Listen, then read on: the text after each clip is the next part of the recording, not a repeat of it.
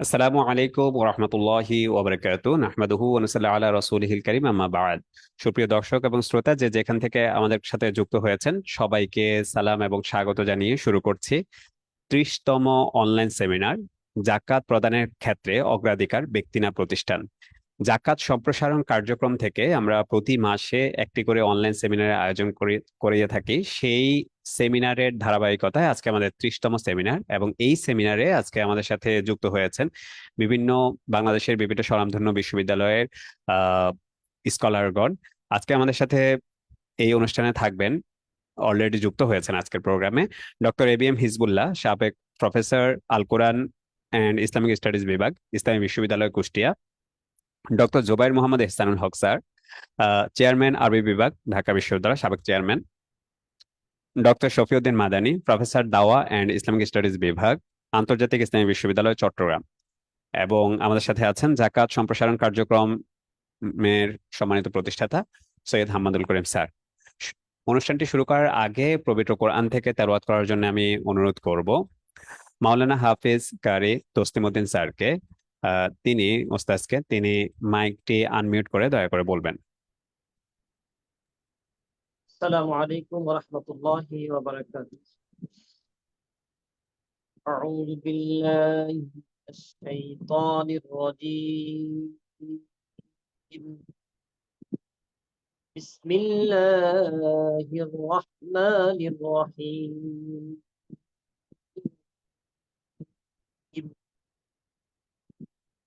وجاهدوا في الله حق جهاده هو اجتباكم وما جعل عليكم في الدين من حرج ملة أبيكم إبراهيم هو سماكم مسلمين من قبل وفي هذا ليكون الرسول عليكم شهيدا عليكم وتكونوا شهداء على الناس فأقيموا الصلاة وآتوا الزكاة واعتصموا بالله هو مولاكم فنعم المولى ونعم النصير صدق الله العلي العظيم. السلام عليكم ورحمة الله وبركاته. ওয়ালাইকুম আসসালাম রহমতুল্লাহি ওয়া বারাকাতুহু। অনেক কৃতজ্ঞতা জানাচ্ছি এবং শুকরিয়া জানাচ্ছি মাওলানা হাফিজ তসলিমউদ্দিন ওস্তাজকে। সুপ্রিয় দর্শক এবং শ্রোতা, সবার জন্য আমরা আবার জানিয়ে দিচ্ছি আমাদের প্রতি মাসে জাকাত সম্প্রসারণ কার্যক্রমের পক্ষ থেকে আমরা একটা সেমিনার করে থাকি, এবং এই সেমিনারের ধারাবাহিকতায় আমাদের এই মাসের সেমিনারের বিষয় নির্ধারণ করা হয়েছে জাকাত প্রদানের ক্ষেত্রে অগ্রাধিকার ব্যক্তি না প্রতিষ্ঠান। এই বিষয়টি নিয়ে শুরুতে কথা বলার জন্য এখন অনুরোধ করছি জাকাত সম্প্রসারণ কার্যক্রমের সম্মানিত প্রতিষ্ঠাতা সৈয়দ হাম্মাদুল করিম স্যারকে স্বাগত বক্তব্য প্রদান করার জন্য বিনীত অনুরোধ করছি। ধন্যবাদ জুবাইর। শোনা যাচ্ছে আমাকে? জি স্যার, শুনতে পাচ্ছি স্পষ্ট। আউযু বিল্লাহি মিনাশ শাইতানির রাজিম। বিসমিল্লাহির রহমানির রহিম। প্রিয় সুধীবৃন্দ, আসসালামু আলাইকুম ওয়া রাহমাতুল্লাহি ওয়া বারাকাতুহু। আমাদের জাকাত সম্প্রসারণ কার্যক্রম কর্তৃক আয়োজিত জাকাত প্রদানের ক্ষেত্রে অগ্রাধিকার ব্যক্তি না প্রতিষ্ঠান শীর্ষক আজকের এই 30তম অনলাইন আলোচনা সভায় আপনাদের সবাইকে আন্তরিকভাবে স্বাগত জানাচ্ছি। আমি বিশেষভাবে স্বাগত জানাচ্ছি আমাদের আজকের সভার সম্মানিত আলোচকবৃন্দ, ইসলামী বিশ্ববিদ্যালয় কুষ্টিয়ার আল কোরআন এন্ড ইসলামিক স্টাডিজ বিভাগের সাবেক প্রফেসর ডক্টর এবিএম হিজবুল্লাহ সাহেবকে, ঢাকা বিশ্ববিদ্যালয়ের আরবি বিভাগের সাবেক চেয়ারম্যান ডক্টর জুবাইর মোহাম্মদ এহসানুল হক সাহেবকে, এবং আন্তর্জাতিক ইসলামী বিশ্ববিদ্যালয় চট্টগ্রামের দাওয়া এন্ড ইসলামিক স্টাডিজ বিভাগের প্রফেসর ডক্টর শফিউদ্দিন মাদানী সাহেবকে। তারা অনেক ব্যস্ততার মধ্যেও কেবলমাত্র আল্লাহ তাআলার সন্তুষ্টি লাভের আশায় আমাদের সভায় অংশগ্রহণ করেছেন, আমাদের সভায় অংশগ্রহণ করতে সম্মত হয়েছেন। আমি তাদের প্রতি অশেষ কৃতজ্ঞতা জ্ঞাপন করছি। ইসলামী জীবন ব্যবস্থায় জাকাত একটি অন্যতম প্রধান ইবাদত। এটি পরিপালনের নীতিমালা এবং প্রয়োগ পদ্ধতি বিস্তারিতভাবে কোরআন, সুন্নাহ এবং ইসলামী আইনশাস্ত্রে সবিস্তারে বর্ণিত আছে। আমাদের আজকের আলোচনার প্রধান বিষয় হচ্ছে ওই সমস্ত বর্ণনা অনুযায়ী জাকাত প্রদানের ক্ষেত্রে ব্যক্তি নাকি প্রতিষ্ঠান অধিক প্রাধান্য পাবে। আমরা মনে করি এ বিষয়ে স্পষ্ট ধারণা থাকা জাকাত প্রদানকারীদের জন্য অত্যন্ত আবশ্যক। আমাদের আজকের এই আলোচনা সভায় বিজ্ঞ আলোচকবৃন্দ এই বিষয়গুলো নিয়ে বিস্তারিত আলোচনা করবেন। আমরা আশা করি এই আলোচনা থেকে আমরা এ ব্যাপারে স্বচ্ছ ধারণা পেতে সক্ষম হব। ইতিমধ্যে আমরা জাকাতের প্রচার, প্রশিক্ষণ এবং প্রয়োগ বিষয়ক বিভিন্ন কার্যক্রম পরিচালনা করার চেষ্টা করে আসছি। তারই অংশ হিসাবে আমরা প্রতি মাসে জাকাতের বিভিন্ন তাত্ত্বিক এবং প্রায়োগিক বিষয়াদির উপর অনলাইন আলোচনা সভার আয়োজন করছি। তবে এতে প্রদত্ত যে কোনো বক্তব্যের জন্য বক্তা নিজেই দায়িত্বশীল থাকবেন। আমরা সশরীরেও এ ধরনের আলোচনা সভা করে থাকি। স্থানীয়ভাবে কেউ উদ্যোগ নিলে আমরা তাতে সহযোগিতা করার চেষ্টা করব। এখানে বিশেষভাবে উল্লেখ্য যে আমাদের জাকাত সম্প্রসারণ কার্যক্রম সরাসরি জাকাত আহরণ অথবা বিতরণে সম্পৃক্ত নয়। আমাদের ব্যাপারে আরো জানার জন্য আপনারা আমাদের ওয়েবসাইট www.zakatpromotion.org প্রদক্ষিণ করতে পারেন অথবা আমাদের সাথে সরাসরি যোগাযোগ করতে পারেন। আমরা এই কাজে সকলের সহযোগিতা প্রত্যাশা করি। আমি আমার বক্তব্য এখানেই শেষ করছি। আশা করি মহান আল্লাহ তাআলার অনুগ্রহে এবং আপনাদের সবার সহযোগিতায় আমাদের আজকের আলোচনা সভাটি সাফল্যমণ্ডিত হবে। সবাইকে আবারও স্বাগতম। আল্লাহ হাফেজ। আসসালামু আলাইকুম ওয়া রাহমাতুল্লাহি ওয়া বারাকাতুহু। ওয়ালাইকুম আসসালাম রহমতুল্লাহি ওয়া বারাকাতুহু। অনেক কৃতজ্ঞতা জানাচ্ছি আজকের আলোচনা জাকাত প্রদানের ক্ষেত্রে অগ্রাধিকার ব্যক্তি না প্রতিষ্ঠান এই আলোচনার স্বাগত বক্তব্য প্রদানের জন্য আমি ধন্যবাদ জানাচ্ছি প্রতিষ্ঠাতা সৈয়দ হামাদুল করিম স্যারকে স্বাগত বক্তব্য জানানোর জন্য। এ পর্যায়ে আমরা আমাদের আজকের মূল আলোচনা শুরু করতে যাচ্ছি। আমাদের আজকে তিনজন বিদগ্ধ আলোচক আমাদের সাথে যুক্ত আছেন। শুরুতেই আমি অনুরোধ করব ঢাকা বিশ্ববিদ্যালয়ের আরবি বিভাগের সম্মানিত প্রফেসর ডক্টর জোবায়ের মোহাম্মদ এহসানুল হক স্যারকে জাকাত প্রদানের ক্ষেত্রে আমরা কোন বিষয়গুলো বিবেচনা থাকবে, কোন বিষয়টা আমাদের অগ্রাধিকারে থাকবে, ব্যক্তি না প্রতিষ্ঠান, এই বিষয়টি নিয়ে স্যার আমাদেরকে আলোকিত করবেন ইনশাআল্লাহ। স্যারকে মাইকটা আনমিউট করে বলার জন্য বিনীত অনুরোধ করছি। আসসালামু আলাইকুম রহমতুল্লাহি বারাকাতুহু। জুবাইর, আমাকে শোনা যাচ্ছে? জি স্যার, শুনতে পাচ্ছি স্যার। আচ্ছা, আমি একটু দুঃখিত যে ক্যামেরা অন করতে পারছি না। আমার ল্যাপটপে কোনো একটা সমস্যার কারণে ক্যামেরাটা পাই না। আমি বারবার চেষ্টা করি, অনেক প্রোগ্রামে এটা পারা যায় না আর কি। তো যাই হোক, ক্যামেরা অফ রেখে আমাকে আলোচনা করতে হচ্ছে। জি আহ স্যার। নাহমাদুহু ওয়া নুসাল্লি আলা রাসূলিহিল কারীম, আম্মা বাদ। জাকাত সম্প্রসারণ কার্যক্রমের আজকে 30তম অনলাইন আলোচনা। বিষয়বস্তু হচ্ছে জাকাত প্রদানের ক্ষেত্রে অগ্রাধিকার ব্যক্তি না প্রতিষ্ঠান।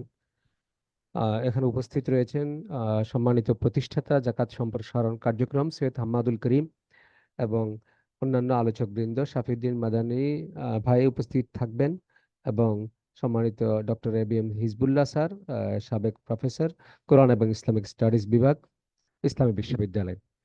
আর যারা আমাদের বক্তব্য শুনতে পাচ্ছেন, আসসালামু আলাইকুম রহমতুল্লাহি ওয়া বারাকাতুহু। তো জাকাত প্রদান কিংবা জাকাত ডিস্ট্রিবিউশন, জাকাত বিতরণ, এই বিষয়টি যদি আমরা সুন্নাহ নববিয়্যা বা রাসূল সাল্লাল্লাহু আলাইহি ওয়াসাল্লামের সুন্নাহ থেকে আমরা জানতে চাই, তাহলে আমরা দেখতে পাবো জাকাত মূলত প্রাতিষ্ঠানিকভাবেই দেওয়ার নিয়ম। প্রাতিষ্ঠানিক বলতে রাষ্ট্রকে জাকাত দেওয়াটাই হচ্ছে জাকাত বিতরণের মূল বিষয় বা মূল পদ্ধতি। আমরা যদি পবিত্র কোরআনের সূরা তাওবার 60 নম্বর আয়াতের দিকে দৃষ্টিপাত করি, যেখানে আল্লাহ তাআলা জাকাত বিতরণের বা জাকাত বন্টনের খাতগুলো উল্লেখ করেছেন, সেখানে 3 নম্বর খাতটি হচ্ছে ওয়াল আমিলিনা আলাইহা, ইন্নামাস সাদাকাতু লিল ফুকারাই ওয়াল মাসাকিন ওয়াল আমিলিনা আলাইহা। যে ফকিরদেরকে জাকাত দেওয়া হবে, মিসকিনদেরকে দেওয়া হবে, এবং 3 নম্বরে হচ্ছে যারা জাকাতের কাজ করে, জাকাতের কর্মচারী, যারা জাকাত সংগ্রহ করে এবং জাকাত বিলি বন্টনের কাজে নিয়োগ প্রাপ্ত, তাদেরকে দেওয়া হবে। তাহলে বোঝা যাচ্ছে রাষ্ট্রীয়ভাবে এমন একটি ব্যবস্থাপনা বা এমন একটি প্রতিষ্ঠান থাকতে হবে যাদের কর্মীরা জাকাত সংগ্রহ করবে এবং জাকাত বিতরণ করবে। সেটা কোরআনের এই আয়াত থেকে আমরা বুঝতে পারি। তাই জাকাতের ব্যবস্থাপনা প্রাতিষ্ঠানিকভাবে হওয়া উচিত, শুধু তাই নয়, রাষ্ট্রীয়ভাবে হওয়া উচিত। সেটাই আমরা রসুল সাল্লাহ ইসলাম এবং সাহাবা একরামের কর্মপদ্ধতি থেকে জানতে পারি। রসুল সাল্লাহ আলাইসাল্লাম আমিলদেরকে প্রেরণ করতেন, যাদেরকে আমিল বলা হয়, কিংবা অনেক সময় মুসাদ্দিক বলা হয়, কিংবা অনেক সময় সোয়াত বলা হয়, সাইয়ের প্লুরাল, যে তারা বিভিন্ন গোত্রে গিয়ে জাকাত সংগ্রহ করতেন এবং রসুল সাল্লাল্লাহু আলাইহি ওয়াসাল্লামের ইনস্ট্রাকশনের আলোকে জাকাত বিতরণ করতেন এবং জাকাত সংগ্রহ করে মদিনায়ও আনতেন। রসুল সাল্লাল্লাহু আলাইহি ওয়াসাল্লাম যেভাবে নির্দেশনা দিতেন, মুআয ইবনে জাবালকে যখন রাসূল সাল্লাল্লাহু আলাইহি ওয়াসাল্লাম ইয়েমেনে প্রেরণ করেছেন, তখন তিনি তাকে নির্দেশনা দিয়েছেন, তুমি তাদেরকে প্রথমে আল্লাহর প্রতি ঈমান, রাসূলের উপর ঈমান আনার জন্য আহ্বান জানাবে। তারপর তারা যদি এটা মেনে নেয়, তাদেরকে বলবে 5 ওয়াক্ত সালাত ফরজ। যদি সেটি মেনে নেয়, তাহলে তাদেরকে বলবে ইন্নাল্লাহা কাদ ফারাদা আলাইহিম জাকাতা আমওয়ালিহিম তুখাযু মিন আগনিয়াইহিম ওয়া তুরাদ্দু আলা ফুকারাইহিম। তাদের ধনীদের কাছ থেকে নেওয়া হবে এবং তাদের গরিবদের মাঝে বন্টন করা হবে। যে এলাকা থেকে জাকাত সংগ্রহ করা হতো, অগ্রাধিকার ছিল সেই এলাকায় বন্টন করা। মদিনায়ও জাকাত আনা হতো, সেটি উদ্ধৃতাংশ। রাসূল সাল্লাল্লাহু আলাইহি ওয়াসাল্লামের এই নির্দেশনাগুলো ছিল। সুনির্দিষ্টভাবে তিনি নির্দেশনা দিয়ে মুসাদ্দিক বা সোয়াত বা আমিল, জাকাত সংগ্রহকারী প্রেরণ করতেন। রাসূল সাল্লাল্লাহু আলাইহি ওয়াসাল্লামের পরে আবু বকর রাদিয়াল্লাহু আনহু প্রথম খলিফা, তার আমলে কিছু মানুষ বা কিছু গোত্র জাকাত প্রদান করতে অস্বীকার করে। এই অস্বীকারীদের কয়েক রকমের ছিল। তাদের কোনো কোনো গোত্র হয়তো বলেছে যে জাকাত তারা দিবে না, কিন্তু এমন গোত্রও ছিল যারা জাকাত দিতে অস্বীকার করেনি, কিন্তু তারা বলেছিল আমরা মদিনার সংগ্রহকারীদের হাতে জাকাত দিব না, আমরা নিজেরা ব্যক্তিগতভাবে জাকাত বিতরণ করব। তাদের বিরুদ্ধে আবু বকর রাদিয়াল্লাহু আনহু যুদ্ধ ঘোষণা করেন এবং উমর রাদিয়াল্লাহু আনহুর সাথে আবু বকর রাদিয়াল্লাহু আনহুর কয়েকবার কথাবার্তা, এমনকি তাদের এক অপরের যুক্তিতর্ক এগুলি হয়েছে। শেষ পর্যন্ত হযরত উমর রাদিয়াল্লাহু আনহু কনভিন্স হয়েছেন যে তাদের বিরুদ্ধে যুদ্ধ করা যায়। তাহলে রাষ্ট্রীয় ব্যবস্থাপনায় জাকাত সংগৃহীত এবং বিতরিত হবে, এটাই এটাই মূল পদ্ধতি। জাকাত সংগ্রহের এবং বিতরণের এটাই সুন্নাহ পদ্ধতি, এটাই রাসূল সাল্লাল্লাহু আলাইহি ওয়াসাল্লাম এর পদ্ধতি, এটাই সাহাবা একরামের পদ্ধতি। কিন্তু পরবর্তীকালে ধীরে ধীরে রাষ্ট্রীয় ব্যবস্থাপনাটি বিতর্কিত হয়, রাষ্ট্রীয় ব্যবস্থাপনা ধীরে ধীরে দুর্বল হয়ে যায় এবং এক পর্যায়ে রাষ্ট্রীয় ব্যবস্থাপনায় জাকাত সংগ্রহের বিষয়টি বিলুপ্ত হয়ে যায়। এটার ধারাবাহিক হয়তো কিছু ইতিহাস আমরা চর্চা করলে বা চেষ্টা করলে অনুসন্ধান করতে পারবো। আমি খুব সংক্ষেপে দুই একটা বাক্য বলে মূল বিষয়ে যাচ্ছি। উসমান রাদিয়াল্লাহু আনহু এর সময়ে জনগণকে তাদের গোপন সম্পদের জাকাত প্রদানের দায়িত্ব দেওয়া হয়। তখন থেকে সরকারি কর্মচারীরা জনগণের বাহ্যিক সম্পদের জাকাত সংগ্রহ করতে শুরু করেন। বাহ্যিক সম্পদ বলতে ফল, ফসল এবং গবাদি পশু। ফসল এবং গবাদি পশু। অন্যান্য যে সমস্ত গোপন সম্পদ, যেমন স্বর্ণ, রূপা বা কারো যদি নগদ মুদ্রা থাকে, সেগুলোর জাকাত প্রদানের জন্য ব্যক্তিকে দায়িত্ব দেওয়া হয়। এটা সরকারিভাবে হয়তো অনেক বেশি সম্পদের আগমন, আমদানি এবং এগুলো অনেক সময় হিসাব করা কিংবা জনগণের অনেক সময় সত্য কথা হয়তো বলতে চান ইত্যাদি নানা কারণে এটা জনগণকে, মানুষকে, মুসলিমদেরকে দায়িত্ব দেওয়া হয় তারা যেন তাদের গোপন সম্পদের জাকাত নিজে আদায় করে আর প্রকাশ্য সম্পদের জাকাত সরকারি সংগ্রাহককে দিয়ে দেয়। এই ব্যবস্থা চালু ছিল। উমাইয়াদের আমলে কিছু সমস্যা হয়, কারণ উমাইয়াদের সকল প্রদেশের গভর্নর সমান নৈতিক মান বিশিষ্ট ছিলেন না। কোনো কোনো প্রদেশে কিছু জুলুমবাজ, জালিম গভর্নর ছিলেন, যারা অনেক সময় হয়তো নীতি বিসর্জন দিয়েছেন। এমনকি সেই সময় অনেক সাহাবী বেঁচে ছিলেন উমাইয়াদের সময়, যখন হাজ্জাজ ইরাকের গভর্নর ছিলেন, যেমন আব্দুল্লাহ ইবনে ওমর বেঁচে ছিলেন, আবু হুরায়রা রাদিয়াল্লাহু আনহু ছিলেন, বা আনাস বিন মালিক ছিলেন। তো তখন জনগণ সাহাবীদের কাছে অভিযোগ করতে থাকে যে উমাইয়ারা যে সমস্ত জাকাত সংগ্রাহককে প্রেরণ করে, তারা জুলুম করে, তারা উৎকৃষ্ট ছাগলগুলো নিয়ে যায়, কিংবা তারা অনেক সময় খ্রিস্টানকে পর্যন্ত জাকাত সংগ্রহের জন্য প্রেরণ করে। ফলে আব্দুল্লাহ ইবনে ওমরের একটা নীতি ছিল এরকম, তিনি সব সময় বলতেন সরকারকে জাকাত দাও, সরকারকে জাকাত দাও, তোমার দায়িত্ব সম্পন্ন হয়ে যাবে। তারপরে তারা সেই সম্পদ নিয়ে কি করবে সেটার জন্য আল্লাহর কাছে কিয়ামতের দিন সেই জবাবদিহি করবে। তোমার দায়িত্ব আদায় হয়ে যাবে তুমি যদি সরকারকে জাকাত দাও। তারপর যখন লোকেরা বারবার বলতে থাকলো যে তারা অমুসলিমকে পাঠাচ্ছে জাকাত সংগ্রহ করার জন্য, তখন আব্দুল্লাহ ইবনে ওমরের এরকম একটি বক্তব্য পাওয়া যায়, তিনি বলেছেন তাহলে তোমরা নিজেরা জাকাত আদায় করো। তো এভাবে আমরা দেখতে পাই ধীরে ধীরে জাকাত প্রতিষ্ঠান, রাষ্ট্রীয় জাকাত ব্যবস্থাপনা প্রতিষ্ঠান বিতর্কিত হয়েছে এবং এক পর্যায়ে জাকাত সংগ্রাহকদের বিরুদ্ধে বিপুল অভিযোগ আসার কারণে আহ, আব্বাসী খলিফা হারুন আর রশিদের সময় জাকাত সংগ্রহের জন্য মুসাদ্দিক বা সংগ্রাহক প্রেরণ, কালেক্টর প্রেরণটা বন্ধ হয়ে যায়।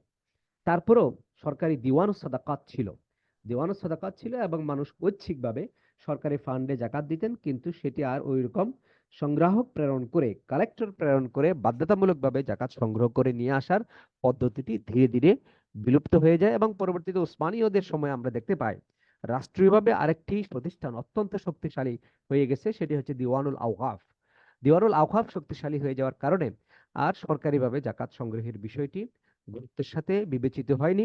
এবং আমরা দেখতে পাই ভারতে বা অন্যান্য দূর দূরান্তে যে যে সমস্ত জায়গায় মুসলিম শাসন ছিল সেখানে আর সরকারিভাবে জাকাত সংগ্রহ করা হতো না।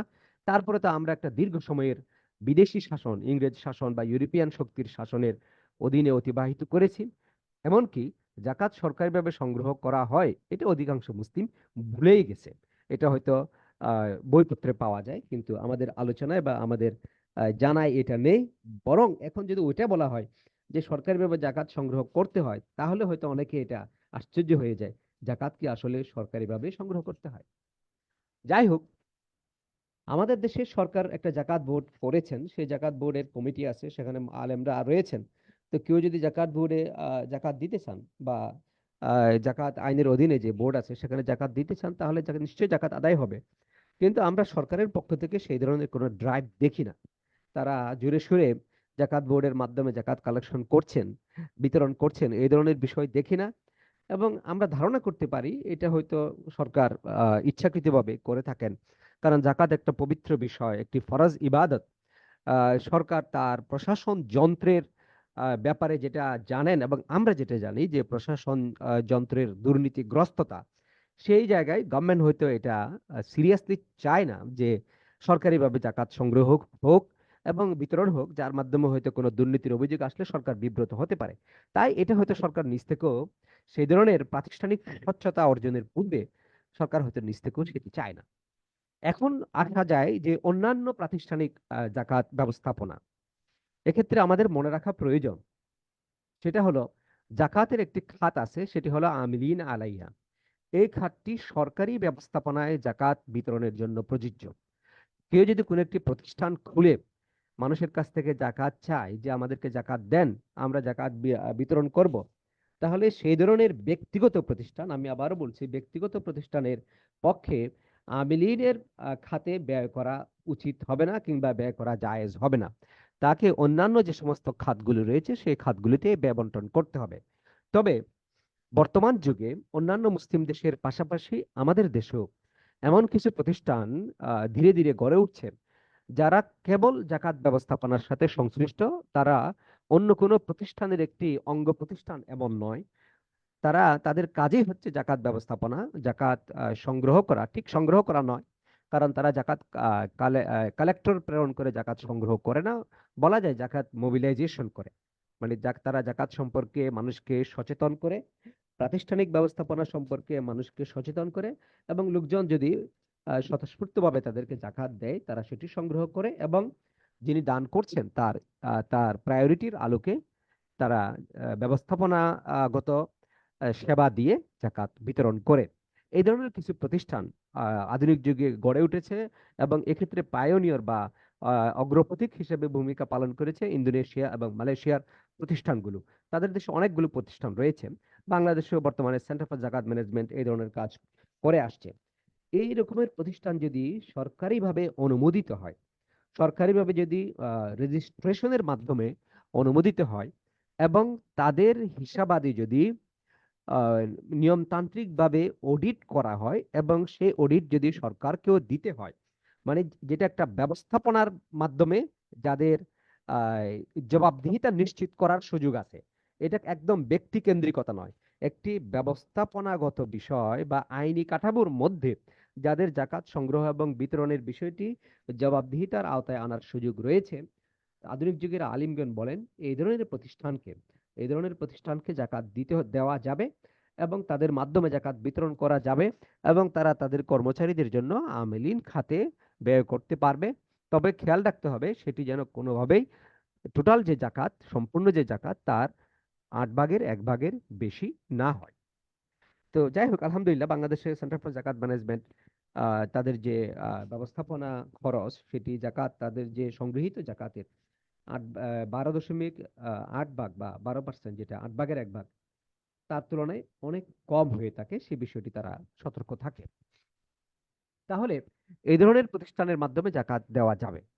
এখন প্রশ্ন আসছে, জাকাত ব্যবস্থাপনায় কোনটি ভালো? এটা কি ব্যক্তিগতভাবে জাকাত দেওয়া না প্রাতিষ্ঠানিকভাবে জাকাত দেওয়া?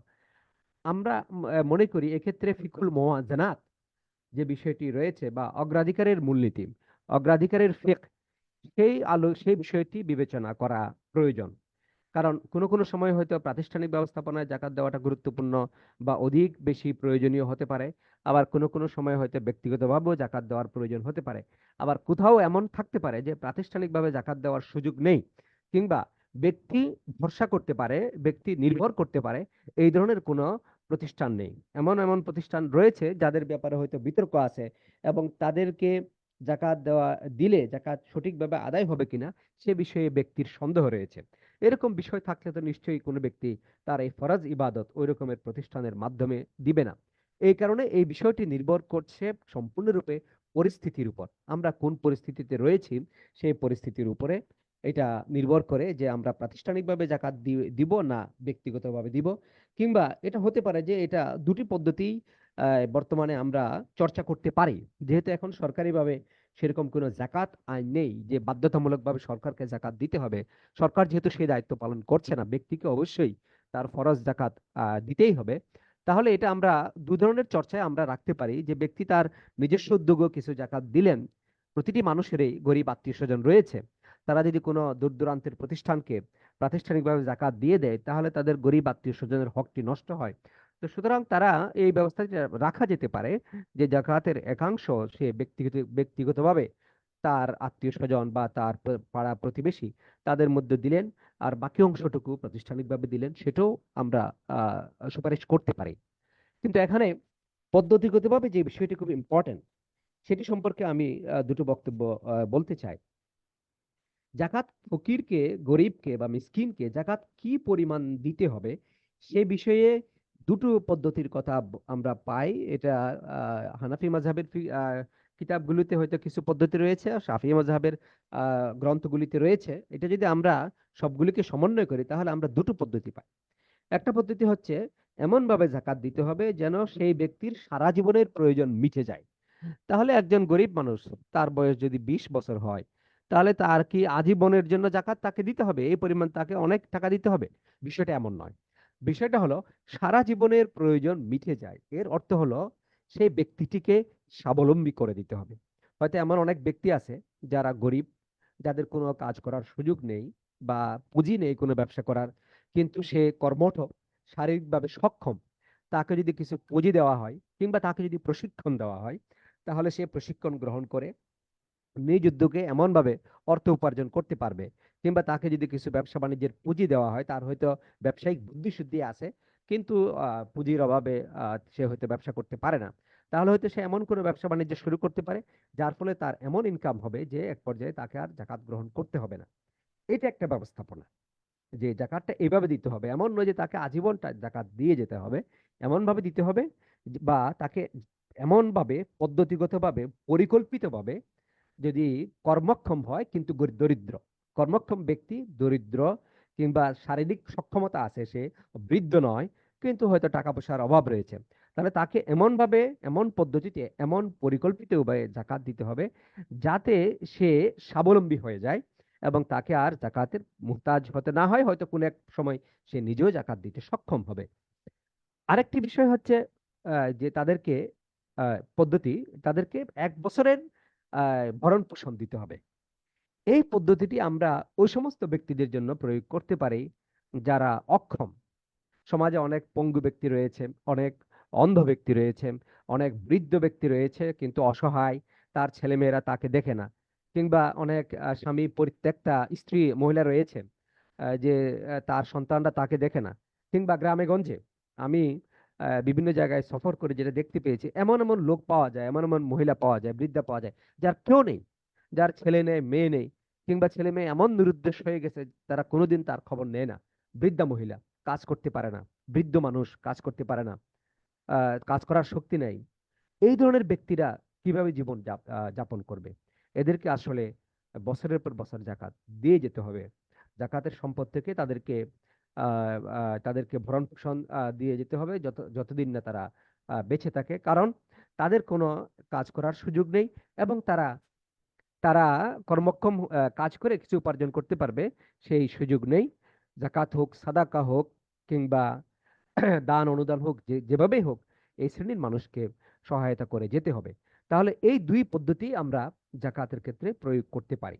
সেক্ষেত্রে যদি আমরা বিশেষ করে প্রথম পদ্ধতিটি আমরা প্রয়োগ করতে চাই, যে সমাজের কর্মক্ষম গোষ্ঠী কিন্তু দরিদ্র, কাজ করার সুযোগ আছে বা কাজ করার শক্তি আছে কিন্তু দরিদ্র, পুঁজির অভাবে বা প্রশিক্ষণের অভাবে কাজ করতে পারে না, তাদেরকে যদি পরিকল্পিতভাবে জাকাত দেওয়া হয় তাহলে হয়তো স্থায়ীভাবে তার দারিদ্র্য বিমোচিত হয়। এবং সেক্ষেত্রে আমরা প্রাতিষ্ঠানিক ব্যবস্থাপনাকে অবশ্যই অগ্রাধিকার দেওয়া উচিত। কারণ কোনো প্রতিষ্ঠানের মাধ্যমে, কোনো প্রতিষ্ঠানের পক্ষে এই ধরনের ব্যক্তিদেরকে নির্ধারিত করা, এই ধরনের ব্যক্তিদেরকে বাছাই করা, এবং বিভিন্ন জায়গা থেকে কোনো এক ব্যক্তির পক্ষে হয়তো একটা এলাকার সকল এই ধরনের দরিদ্র ব্যক্তিদেরকে তাদের আয়বর্ধক কাজে নিয়োগ করা, আয়বর্ধক কাজে পুঁজি সরবরাহ করা জাকাতের ফান্ড থেকে, এটা হয়তো কোনো এক ব্যক্তির পক্ষে সম্ভব নয়। সেক্ষেত্রে প্রাতিষ্ঠানিক ব্যবস্থাপনাটার কথা চলে আসে, এবং ইন দ্যাট কেস প্রাতিষ্ঠানিক ব্যবস্থাপনা অনেক বেশি উপযুক্ত, যার মাধ্যমে আসলে আমরা জাকাতে প্রদানের যে একটা উদ্দেশ্য, জাকাত দেওয়ার যে একটা উদ্দেশ্য, দারিদ্র্য বিমোচন, সেই লক্ষ্য, সেই মাকসাদ, সেটা আমরা অর্জন করতে পারি।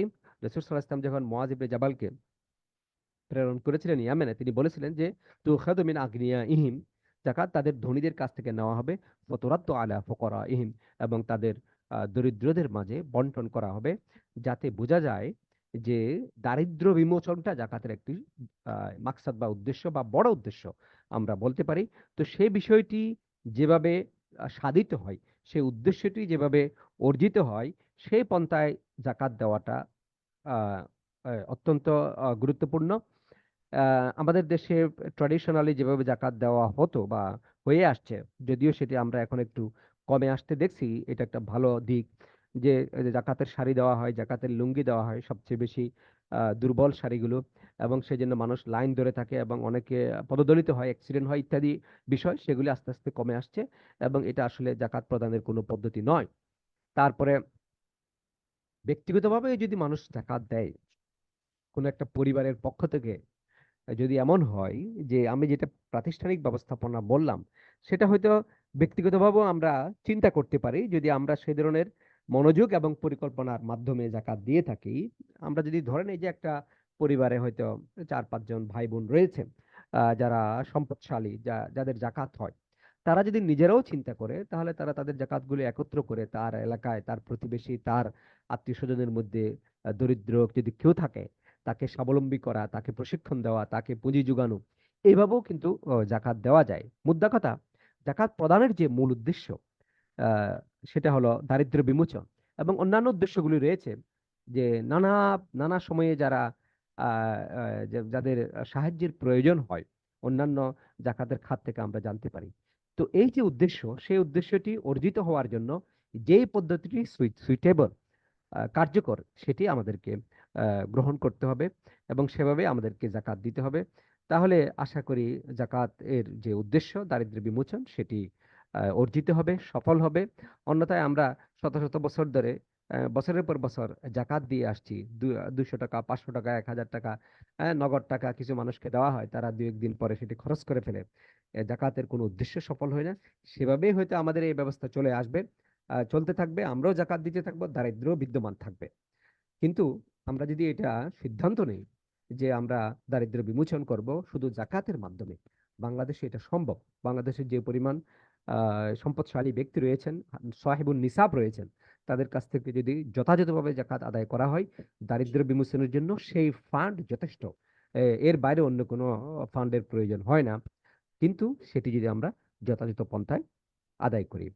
আমি সংক্ষেপে আমার এই বক্তব্যটুকু রেখে আজকে আমার আলোচনা এখানে শেষ করছি, এবং ধৈর্য ধরে আমার বক্তব্য শোনার জন্য আপনাদেরকে আন্তরিক কৃতজ্ঞতা ও ধন্যবাদ জ্ঞাপন করছি। ওয়া আখিরু দাওয়ানা আনিল হামদুলিল্লাহি রাব্বিল আলামিন। আলহামদুলিল্লাহ, অনেক শুক্রিয়া, জাযাকুমুল্লাহ খাইরান ওস্তাদ ডক্টর মোহাম্মদ এহসানুল হক জুবায়ের স্যারকে, ডক্টর জুবায়ের মোহাম্মদ এহসানুল হক স্যারকে খুব সুন্দর শুরু থেকে শেষ পর্যন্ত পুরো বিষয়টা আমাদেরকে বুঝিয়ে বলার জন্য। সুপ্রিয় দর্শক এবং শ্রোতা, আমরা জানি যে আমাদের 30তম অনলাইন আলোচনা, আজকের যে বিষয়টি সেটা হচ্ছে আহ জাকাত প্রদানের ক্ষেত্রে অগ্রাধিকার ব্যক্তি না প্রতিষ্ঠান। এর আগেও আমরা একটু বলেছি যে এই ক্ষেত্রে আমাদের বাংলাদেশের প্রেক্ষাপটে আমরা দেখি যে কিছু কিছু প্রতিষ্ঠান যারা মানে বিধর্মী, তারাও দেখা যায় অনেক সময় জাকাত গ্রহণ করেন। আমাদের বিভিন্ন শিক্ষা প্রতিষ্ঠান জাকাত গ্রহণ করেন, আবার কিছু কিছু প্রতিষ্ঠান আছে শুধুমাত্র জাকাত উত্তোলন করেন এবং যারা জাকাত পাওয়ার অধিকারী শুধুমাত্র তাদেরকে জাকাত দেন। তো এই ধরনের নানা জটিলতায় বা নানা বাস্তবতায় আসলে আমরা কোন ধরনের প্রতিষ্ঠানগুলোকে অগ্রাধিকার দেব? যদি আমরা প্রতিষ্ঠানকে অগ্রাধিকার দেই তাহলে কোন ধরনের প্রতিষ্ঠানকে দেব, আর যদি ব্যক্তিকে অগ্রাধিকার দেই তাহলে কোন ধরনের ব্যক্তিদেরকে অগ্রাধিকার দেব, বা দুটার মধ্যে আসলে কোনটাকে বেশি অগ্রাধিকার দেব? এই বিষয়ে আরো প্রাসঙ্গিক আলোচনা করার জন্য অনেক আলোচনায় আমাদের স্যার, ঢাকা বিশ্ববিদ্যালয়ের আরবি বিভাগের সাবেক চেয়ারম্যান স্যার জুবায়ের মোহাম্মদ এহসান স্যার আলোচনা করেছেন। বাদবাকি আলোচনা আহ করার জন্য এখন আমি অনুরোধ করছি আমাদের আজকের অতিথি ডক্টর শাফি উদ্দিন মাদানী স্যারকে। তিনি আন্তর্জাতিক ইসলামী বিশ্ববিদ্যালয় চট্টগ্রামের দাওয়া এন্ড ইসলামিক স্টাডিজ বিভাগের সম্মানিত প্রফেসর। আমি অনুরোধ করছি ডক্টর শাফি উদ্দিন মাদানী স্যারকে তার মাইকটি অন করে বলার জন্য। আর একটু অনুরোধ করবো স্যার, যদি আপনার মোবাইল যেটা আছে এটাকে যদি একটু ঘুরিয়ে দেয়া সম্ভব হয় তাহলে। হ্যাঁ, জি স্যার, এভাবে হলে ঠিক আছে স্যার। জি, শুকরান। আলহামদুলিল্লাহি রাব্বিল আলামিন, আসসালাতু ওয়াসসালামু আলা আশরাফিল আমবিয়াই ওয়াল মুরসালিন ওয়া আলা আলিহি ওয়া সাহবিহি আজমাইন। 30তম অনলাইন আলোচনা, জাকাত সম্প্রসারণ কার্যক্রম প্রতিষ্ঠান কর্তৃক আয়োজিত আজকের এই আয়োজনের সম্মানিত সভাপতি সৈয়দ হাম্মাদুল করিম, প্রতিষ্ঠাতা জাকাত সম্প্রসারণ কার্যক্রম। আজকে আমাদের মধ্যে রয়েছেন সর্বজন শ্রদ্ধেয় ব্যক্তিত্ব প্রফেসর ডক্টর ABM হিজবুল্লাহ, সাবেক প্রফেসর আল কোরআন ইসলামিক স্টাডিজ, কুষ্টিয়া বিশ্ববিদ্যালয়। এতক্ষণ আমরা যার আলোচনা শুনেছি প্রফেসর ডক্টর জুবায়ের মোহাম্মদ এহসানুল হক, সাবেক চেয়ারম্যান আরবি বিভাগ, ঢাকা বিশ্ববিদ্যালয়। স্যার এটা একটু আমার ভুল হয়েছে স্যার, একটা জিনিস হচ্ছে আমার একটু ভুল হয়েছে স্যার, পরে আমাকে কারেকশন করে দিচ্ছে। আমাদের পোস্টারে অন্যান্য জায়গায় স্যার চেয়ারম্যানই ছিলেন, আমি হচ্ছে সম্প্রতি আমাকে একজন ইনফরমেশন দিয়েছেন যে স্যার সাবেক হয়ে গেছেন। এই ইনফরমেশনের কারণে আমি ভুল বলেছি, পরে আবার স্যার এখন আমাকে আবার সংশোধন করে দিয়েছেন, না তিনি কারেন্ট চেয়ারম্যান আছেন। আমি আসলে যে ইনফরমেশনটা শুনেছি সেটা ভুল ইনফরমেশন শুনেছিলাম স্যার, আমি আমার পক্ষ থেকেও দুঃখ প্রকাশ করছি স্যারের কাছে। জি জি, সঞ্চালকের আলোচনা বা উপস্থাপনের মাধ্যমে আমি সাবেক বলেছিলাম। তো যাই হোক, হ্যাঁ, চেয়ারম্যান আরবি বিভাগ, ঢাকা বিশ্ববিদ্যালয়। প্রোগ্রাম সার্বিক সঞ্চালনায় রয়েছেন জুবায়ের মাহমুদ। আজকের এই প্রোগ্রামের যারা শ্রোতা এবং দর্শক মন্ডলী, সকলকে এই আয়োজনের পক্ষ থেকে জানাই অভিনন্দন, মোবারকবাদ। আজকের এই আয়োজনটি খুবই প্রাসঙ্গিক এবং খুবই গুরুত্বপূর্ণ সমসাময়িক একটি বিষয়ের উপর আজকের এই আলোচনা, যা আমরা কিছুটা দৃষ্টি আকর্ষণীতে শুনেছি যে আজকে জাকাত যারা কালেকশন করছে এরকম কিছু অমুসলিম সম্প্রদায়ও জাকাত কালেকশনের কার্যক্রম পরিচালনা করে যাচ্ছে।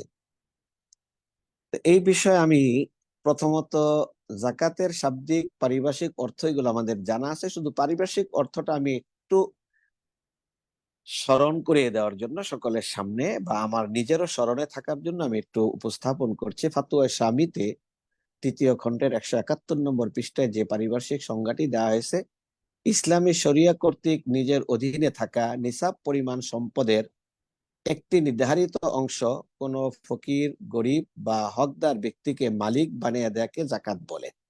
তাহলে এখানে মালিকানা একটা বিষয় রয়েছে, এই মালিক বানিয়ে দেওয়াটার ব্যাপারটি এখানে সংজ্ঞার মধ্যে তুলে ধরা হয়েছে। এই বিষয়টিকে নিয়ে আমি দ্বিতীয়ত জাকাত কাকে দিব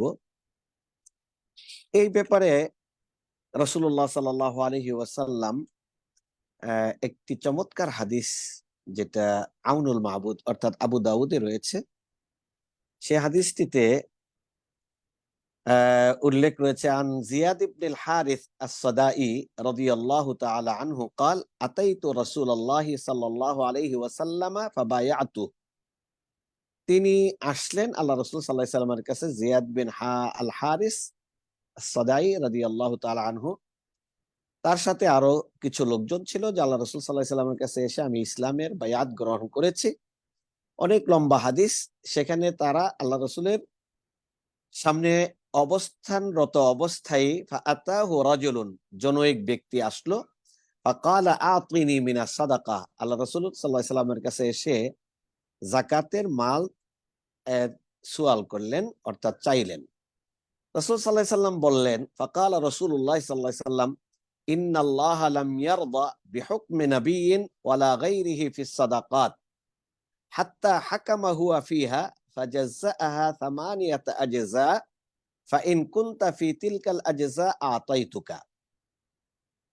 রাসূলুল্লাহ সাল্লাল্লাহু আলাইহি ওয়াসাল্লাম বললেন, আল্লাহ রাব্বুল আলামিন নিজে সন্তুষ্ট হন না বিহুকমি নাবিয়্যিন, কোন নবীর সিদ্ধান্ত বা ফয়সালা অথবা অন্য কারো ফয়সালা যাকাতের ক্ষেত্রে, মানে কেউ যাকাতের ক্ষেত্রে ফয়সালা দিবে, এই বিষয়টা আল্লাহ রাব্বুল আলামিন চান না, পছন্দ করেন না। হাত্তা হাকামা হুয়া ফিহা, বরং আল্লাহ নিজেই যাকাতের ব্যাপারে নিজে হুকুম দিয়ে দিয়েছেন, ফয়সালা দিয়ে দিয়েছেন। ফাজাজ্জাআ সামানিয়াতা আজজা, তিনি যাকাতের হকদারদেরকে ৮ ভাগে বিভক্ত করেছেন। ফাইন কুনতা ফি তিলকাল আজজা আতাইতুকা হাক্কাকা, তুমি যদি ৮ ভাগের ১ ভাগের অন্তর্ভুক্ত হও, তাহলে তোমাকে আমি যাকাতের মাল দিব। ফাইন কুনতা ফি তিলকাল আজজা, মানে যে ৭টি ব্যাখাত আল্লাহ রাব্বুল আলামিন তুলে ধরেছেন, তুমি যদি কোনো একটি ব্যাখাতের মানে হকদার হও, তাহলে তোমাকে যাকাতের মাল দিব। আবু দাউদ আউনুল মাবুদ সহ হাদিসটি ১৬৩০ নম্বর। তাহলে এখানে আমরা বুঝতে পারছি যে কোনো একটা সংস্থা ইচ্ছা করলে তারা যাকাত আদায়ের দায় দায়িত্ব নিয়ে নিবে, কোন একটা প্রতিষ্ঠান ইচ্ছা করলে যাকাতের দায় দায়িত্ব নিয়ে নিবে। এমনটা করার অথবা কার থেকে আদায় করবে, কোথায় দিবে, এটা তাদের ইচ্ছা মতো করবে, এমন অধিকার ইসলাম কাউকে দেয়নি, এমনকি নবী সাল্লাল্লাহু আলাইহি সাল্লামকেও দেয়নি। এটা আল্লাহ রাসূল সাল্লাল্লাহু আলাইহি সাল্লাম হাদিসে এখানে ক্লিয়ার করলেন। যার কারণে আল্লাহ রাব্বুল আলামিন যাকাতের ব্যয় খাতের ব্যাপারে সূরা তাওবার ৬০ নম্বর আয়াত, এই আয়াতে আল্লাহ রাব্বুল আলামিন বিস্তারিত তুলে ধরেছেন ৮টি ব্যয় খাত, মাসাকিন, ফুকারা, মাসাকিন, আমিলিন আলাইহা থেকে নিয়ে এই ৮টি ব্যয় খাত আল্লাহ রাব্বুল আলামিন তুলে ধরেছেন। তাহলে আমরা দ্বিতীয় পয়েন্টে আসতে চাই যে যাকাত আমরা ব্যক্তি উত্তম নাকি যাকাত গ্রহণ করার জন্য প্রতিষ্ঠান উত্তম। আমরা এই তুলনামূলক আলোচনার আগে দু একটি কথা বলতে চাই যে প্রতিষ্ঠানকে যাকাত দেয়া কি এমনি দিব না শর্ত সাপেক্ষে দিব। ব্যক্তিকে দেওয়ার ক্ষেত্রে তো আল্লাহ রাব্বুল আলামিন ব্যক্তির ক্রাইটেরিয়া তুলে ধরেছেন, ফুকারা, মাসাকিন, আল আমিলিনা আলাইহা ওয়াল মুআল্লাফাতি কুলুবুহুম ওয়া ফির রিকাব। হ্যাঁ, এই যে মুআল্লাফাতি কুলুবের আগ পর্যন্ত এইটা ৪, এবং ইবনুস সাবিল, এটা হলো ৪ ব্যক্তি, এরা যাকাত ব্যক্তিগতভাবে গ্রহণ করেন।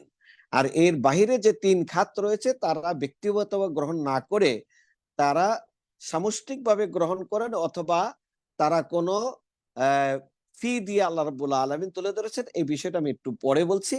এখন আগে আমরা বলতেছি যে প্রতিষ্ঠানকে যাকাত দেওয়ার ব্যাপারটা, ব্যক্তিগতভাবে যাকাত দেওয়ার ব্যাপারটার ক্ষেত্রে আমরা জানি যে এখানে লিমিটেড যাকাত দেওয়া হয়। একটু আগে যেটা পূর্ববর্তী আলোচক তিনি বলেছেন যে ১ বছর অথবা সারা জীবনের জন্য তাকে দিয়ে দেয়া, যেটা আমরা বলছি আল্লাহ রাসূল সাল্লাল্লাহু আলাইহি সাল্লাম থেকে এই ক্ষেত্রেও একটি হাদিস রয়েছে, ব্যক্তি কতটুকু যাকাত নিতে পারে। এই ক্ষেত্রে রাসূলুল্লাহ সাল্লাল্লাহু আলাইহি সাল্লাম থেকে বর্ণিত হাদিসে আন কাবিসা বিন মাখারিক আল হিলালি ক্বালা তাহাম্মালতু হামালাতান ফাআতাইতু রাসূলুল্লাহি সাল্লাল্লাহু আলাইহি ওয়াসাল্লাম আসআলুহু ফিহা, আমি আমার কোন এক সম্প্রদায়ের আর্থিক কোন বিষয়ের দায়িত্ব গ্রহণ করেছি, কিন্তু সেই দায়িত্ব আদায়ের জন্য যে আর্থিক সঙ্গতি সেটা আমার ছিল না, যার কারণে আমি আল্লাহ রাসূল সাল্লাল্লাহু আলাইহি সাল্লামের কাছে এসে যাকাতের মাল চাইলাম আমার দায়িত্ব আদায়ের জন্য। ফাকাল রাসূলুল্লাহ আকিম হাত্তা তা'তিনা আস-সাদাকা, তুমি একটু অবস্থান করো, যাকাতের মাল আসুক আমার কাছে, ফানা'মুরু লাকা বিহা, তাহলে সে যাকাতের মাল থেকে তোমাকে দেয়ার আমি অনুমতি দিয়ে দিব অথবা নির্দেশ দিয়ে দিব।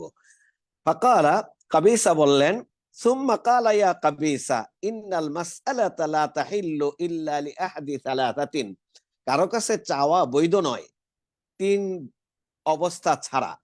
এর মধ্যে একটি অবস্থা হলো যেই কারণ নিয়ে কাবিসা রাদিয়াল্লাহু তাআলা আনহু আসলেন, যে কোনো দায়িত্ব গ্রহণ করেছেন, অর্থনৈতিক দায়িত্ব, দিয়াতের দায়িত্ব হতে পারে, অন্য কোনো জরিমানা হতে পারে, ইত্যাদির দায়িত্ব নিয়ে তিনি এসেছেন, এই দায়িত্বের জন্য যাকাত নিতে পারবে। এরপর আল্লাহ রাসূল একটা লিমিটেশন দিলেন, রাজুলুন তাহাম্মালা হামালা ফাহাল্লাত লাহুল মাসআলা আও ফাহুল্লাত লাহুল মাসআলা হাত্তা ইউসিবাহা সুম্মা ইউমসিক, মানে যে ব্যক্তি কোনো দায়িত্ব নিল, এই দায়িত্বের বিষয়টিকে যতক্ষণ না তার সমাধান হবে, অর্থাৎ আদায় করে দিতে না পারবে, ততক্ষণ তিনি যাকাতের মাল নেবেন। সুম্মা ইউমসিক, যখন যাকাতের দায়িত্ব আদায় শেষ হয়ে যাবে, তখন কিন্তু আর যাকাত গ্রহণ করতে তিনি পারবেন না। তাহলে এখানে আল্লাহ রাসূল একটা সীমা রেখা দিয়ে দিয়েছেন কতটুকু নিতে পারবেন। দ্বিতীয় ব্যক্তির ক্ষেত্রে বলেছেন, রাজুলুন আসাবাতহু জাইহাতুন ইহতাজাত মালাহু ফাহাল্লাত লাহুল মাসআলা হাত্তা ইউসিব কিওয়ামান মিন আইশিন আও কালা সিদাদান মিন আইশিন, যে ব্যক্তি কোন ধরনের দুর্যোগে পড়েছে আর এই দুর্যোগে তার সম্পদ নষ্ট হয়ে গিয়েছে, ফাহাল্লাত লাহুল মাসআলা, তখন মাসআলা, এই মাসআলায় তার জন্য যাকাত নেওয়া জায়েজ, হাত্তা ইউসিবা কিওয়ামান মিন আইশিন, যতক্ষণ তার জীবনযাপন স্বাভাবিক না হয়ে যাবে, আও কালা সাদাদিন মিন আইশিন, অর্থাৎ এখন তার নিজে চলতে পারেন।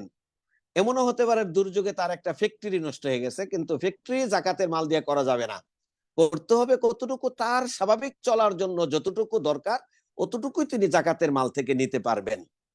3 নম্বরে রাসূলুল্লাহ সাল্লাল্লাহু আলাইহি সাল্লাম বলতেছেন, ওয়ারাজুলুন আসাবাতুহু ফাকাতুন, ফাকা মানে হলো দারিদ্রতা, হাত্তা ইয়াকুমা সালাসাতুম মিন যাবিল হিজা মিন কওমিহি, কোন ব্যক্তির দারিদ্রতা দেখা দিয়েছে আর সে ব্যক্তির সম্প্রদায়ের 3 জন ব্যক্তি সাক্ষী দিবে যে এই ব্যক্তিটি আসলে দরিদ্র, তখন তার জন্য লাকাদ আসাবাত ফুলানান ফাকাতুন, তারা সাক্ষী দিবে যে এই ব্যক্তির আসলেই দারিদ্রতা রয়েছে, ফাহাল্লাত লাহুল মাসআলা, এই ক্ষেত্রে তার জন্য যাকাত গ্রহণ করা বৈধ হবে। কতক্ষণ? হাত্তা ইউসিবা কিয়ামান মিন আইশিন, কিওয়ামান মিন আইশিন, যতক্ষণ না তার স্বাভাবিক জীবন যাপন করতে পারে ততক্ষণ পর্যন্ত তিনি যাকাত নিতে পারবেন। আও সিদাদান মিন আইশিন, ফামা সিওয়াহুন্না মিনাল মাসআলাতি সুহতান, এর বাহিরে কোনো ব্যাপারে যাকাত নেওয়া, এটা হলো সুহত, মিথ্যাচার, এটা হলো মিথ্যা। ফাআকালাহা সাহিবুহা সুহতান, আর এই জাতীয় প্রতারণার মাধ্যমে অথবা কৌশলের মাধ্যমে যদি কেউ যাকাত গ্রহণ করে তাহলে সেটা হবে সুহত। সুহত মানে হলো কি বলে এটাকে, যেটাকে আমরা ঘুষ বলি অথবা যেটাকে আমরা হারাম উপার্জন বলি, সেটাকে বলা হয় সুহত। তাহলে এই ক্ষেত্রে আমরা বুঝতে পারছি যে ব্যক্তিরা যখন যাকাত নিবেন তাদের একটা লিমিটেশন আছে, তার যখন এই লিমিটেশন পর্যন্ত তিনি পৌঁছাবেন তারপরে কিন্তু তিনি যাকাত আর নিতে পারবেন না। এটা রাসূলুল্লাহ সাল্লাল্লাহু আলাইহি ওয়াসাল্লাম হাদিসে তার জন্য নিষেধ করে দিয়েছেন। এবার আসুন আমরা এই প্রতিষ্ঠান যাকাত দেওয়ার ক্ষেত্রে বা নেয়ার ক্ষেত্রে প্রাতিষ্ঠানিকভাবে যাকাত দেয়া নেয়া এর বিষয়টির ব্যাপারে ওলামায়ে কেরাম কি বলেন। জমিয়া খাইরিয়া অর্থাৎ বিভিন্ন সমাজ সেবামূলক প্রতিষ্ঠান অথবা বিভিন্ন যাকাত ভিত্তিক সংগঠন যারা যাকাতের মাল এর মাধ্যমে দারিদ্র বিমোচনের কার্যক্রম পরিচালনা করেন, তাদেরকে যাকাত দেওয়ার ব্যাপারটি নিয়ে শর্ত সাপেক্ষে বৈধ বলেছেন ওলামায়ে কেরাম, শর্ত সাপেক্ষে বৈধ বলেছেন। এই ক্ষেত্রে এই প্রতিষ্ঠানগুলো হবে মধ্যস্থতাকারী প্রতিষ্ঠান। তারা জাকাতকে তার হকদারের কাছে পৌঁছায় দিবে, এই শর্তে তারা এই জাকাত গ্রহণ করবেন। 1 নম্বর শর্ত হলো আইয়াকুনাল কাইমুনা আলা হাযিহিল জামইয়াতি উমানা, যারা এই প্রতিষ্ঠানের দায় দায়িত্ব পালন করছেন তারা হবে আমানতদার বিশ্বস্ত ব্যক্তি। অর্থাৎ তাদের কাছে জাকাত দিয়ে দাতারা নির্বাক থাকতে পারেন, নিশ্চিন্ত থাকতে পারেন যে এই জাকাত হকদারের কাছে পৌঁছাবেই। 2 নম্বর হলো ওয়াসরিফুনাল মালা ফি মাসারিফি আশ-শারঈয়া, তাদের জাকাতের মাল জাকাতের জন্য আল্লাহ রাব্বুল আলামিন ঘোষিত কোরআনে বর্ণিত এই খাতগুলোতে তারা ব্যয় করেন, এর নিশ্চয়তা থাকতে হবে, তাহলেই জাকাত দেয়া যাবে। এখন কথা হলো, যে সমস্ত সংস্থা বা সংগঠন প্রতিষ্ঠান জাকাত গ্রহণ করলো, তারা জাকাত গ্রহণ করে এই জাকাতের অর্থ দিয়ে এমন কোনো কার্যক্রম পরিচালনা করছে কিনা যেটার মাধ্যমে তিনি মানুষের হাতে তারা জাকাতের অর্থ ধরাই দিচ্ছে, অথবা তারা জাকাতের ভোগ করার মতো তাদেরকে অধিকার দিচ্ছে, দুইটাই হইতে পারে। এবং এই দুইটা নিয়ে একটু কথা হলো যে জাকাতটা কি তামলিকের অর্থ হিসাবে আমরা ধরবো, নাকি জাকাতকে তাদের ভোগ করার অধিকার হিসাবে আমরা ধরবো। তামলিকটাকে দুই ভাবে সংজ্ঞায়িত করা হয়। একটা হলো তামলিক মানে হলো আমি জাকাতের সম্পদ তাকে দিয়ে দিলাম, এই সম্পদ তিনি আবার আরেকজনকে মালিকানা বানিয়ে দিতে পারবেন, এমন মালিক তাকে বানায় দিলাম। তাহলে জাকাতের ক্ষেত্রে তামলিকের শর্ত আছে কি নাই, এই ব্যাপারে 3টি মত রয়েছে ওলামায়ে কেরামের। একটি মতে বলতেছেন জাকাতের ক্ষেত্রে তামলিক ছাড়া জাকাত আদায় হবে না, জাকাতের মধ্যে তামলিক অবশ্যই লাগবে। অর্থাৎ তামলিক মানে মালিক বানিয়ে দেয়া, যেটা আমরা সংজ্ঞায় বলেছিলাম, জাকাতের 8 খাতের কোন এক খাতের মালিক বানিয়ে দেয়া, এই মালিক বানিয়ে দিতে হবে, তারপরে জাকাত তাহলে আমি আদায় আমার আদায় হলো, তা না হলে আদায় হবে না। ওই ক্ষেত্রে তারা বলে থাকেন যে ইন্নামাস সাদাকাতু লিল ফুকারা ওয়াল মাসাকিন, এখানে কোরআনে কারিমে লাম নিয়ে আসছে লিল ফুকারা, অর্থাৎ ফকিরদের মালিকানা ভুক্ত করে দিতে হবে, মিসকিনদের মালিকানা ভুক্ত করে দিতে হবে, আমিলিনা আলাইহা তাদের মালিকানা ভুক্ত করে দিতে হবে। এরকম মালিকানার কথা রয়েছে বিদায় জাকাত এখানে মালিকানার মাধ্যমে আদায় করতে হবে। এই মতের পক্ষে 4 ইমাম একমত। 4 ইমামই বলেছেন জাকাত মালিকানা ছাড়া আদায় হবে না। এখন দ্বিতীয় আরেক পক্ষ বলতেছেন যে জাকাত 2 ভাগে বিভক্ত, 5টি খাতে মালিকানা শর্ত আর 3টি খাতে মালিকানা শর্ত না। 5টি খাতের মধ্যে প্রথম 4টি খাত লিল ফুকারা ফকির, মিসকিন, আমিলিন, মুআল্লাফাতি কুলুব, এবং পরবর্তীতে আছে ইবনুস সাবিল। এই 5টি খাতে মালিকানা শর্ত, আর বাকি 3টি খাতে মালিকানা শর্ত না। এই খাতগুলোতে জাকাত ব্যয় করতে যে কোনো ভাবে ব্যয় করা যাবে, এটাই তারা বলেছেন।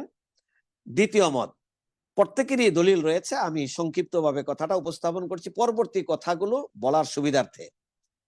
3 নম্বরে বলতেছেন যে জাকাতের মধ্যে মালিকানা শর্ত না, এটা আরেক তৃতীয় মত হলো আধুনিক যে সমস্ত স্কলাররা রয়েছেন, গবেষকরা রয়েছেন, আল্লামা সম্ভবত ইউসুফ কারদাবি রাহিমাহুল্লাহ, তিনিও এই মতের পক্ষে বলেছেন যে লা ইশতারাতুত তামলিক ফি সারফিজ যাকাতি মাতলাকান, মানে তামলিক সর্বাবস্থায় মানে সর্বোপরি হতে হবে এমনটা শর্ত নয়। কেন শর্ত নয়?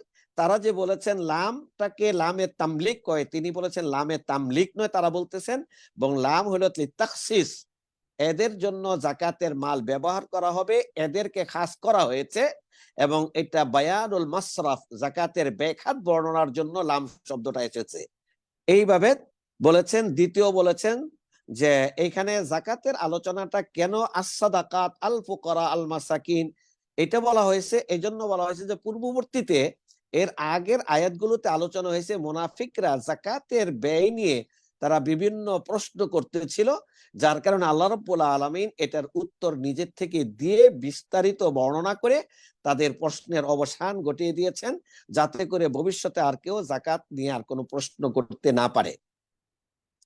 এরপরে তারা বলতেছেন যে জাকাত কিন্তু আল্লাহ রাব্বুল আলামিন ব্যক্তিগত ভাবে ব্যক্তিকে উদ্দেশ্য করলো শব্দ কিন্তু ব্যবহার করেছেন সামষ্টিক শব্দ, জমার শব্দ, বহু বচনের শব্দ। এই জন্য জাকাত আদায় ব্যক্তিরা বলেছেন মাজমুআত, মানে সংগঠন অথবা সামষ্টিক রূপে জাকাত আদায়, এটা বেশি শ্রেয়, উত্তম। এটার মাধ্যমে জাকাতের উদ্দেশ্য প্রতিফলিত হয় বেশি করে, কারণ এটার মাধ্যমে জাকাত দিলে সমাজ থেকে পরিকল্পিতভাবে দারিদ্রতা মোচন করা সম্ভব রয়েছে। যার কারণে আল্লাহ রাব্বুল আলামিন তাদের মানে কোরআনে কারিমে শব্দগুলো জমা নিয়ে আসছেন, এক বচন আনেন নাই। লিল ফুকারা ওয়াল মাসাকিন ওয়াল আমিলিন, হ্যাঁ, এরকম জমার শব্দ ব্যবহার করেছেন।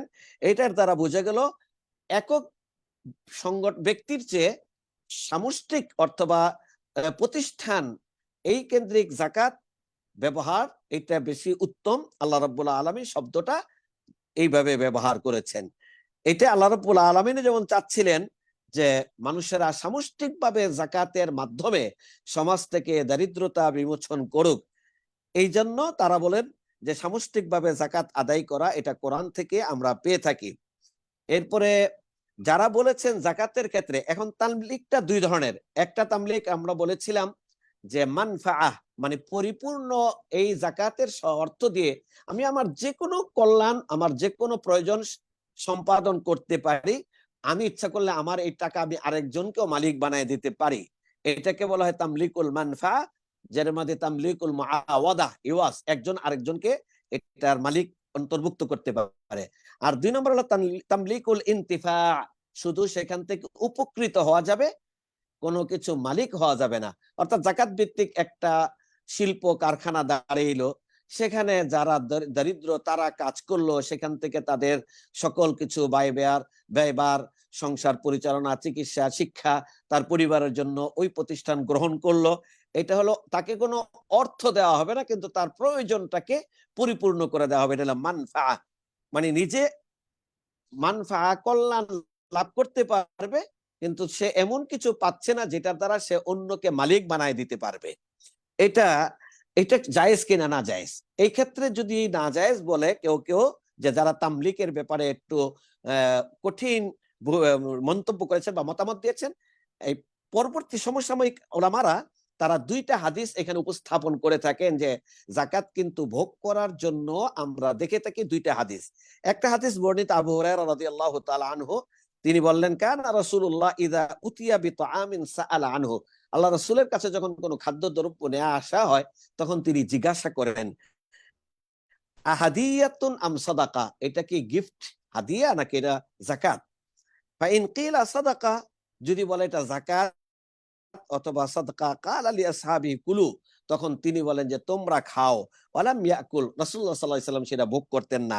ওয়া ইন কিলা হাদিয়া, যদি বলা হয় হাদিয়া, তখন তিনি দারাবা বিয়াদিহি, নিজে হাত বাড়ায় সেটা নিজেও খান, ফাআকালা মাআহুম, সকলের সাথে খাওয়ায় অংশগ্রহণ করেন। এই হাদিস দ্বারা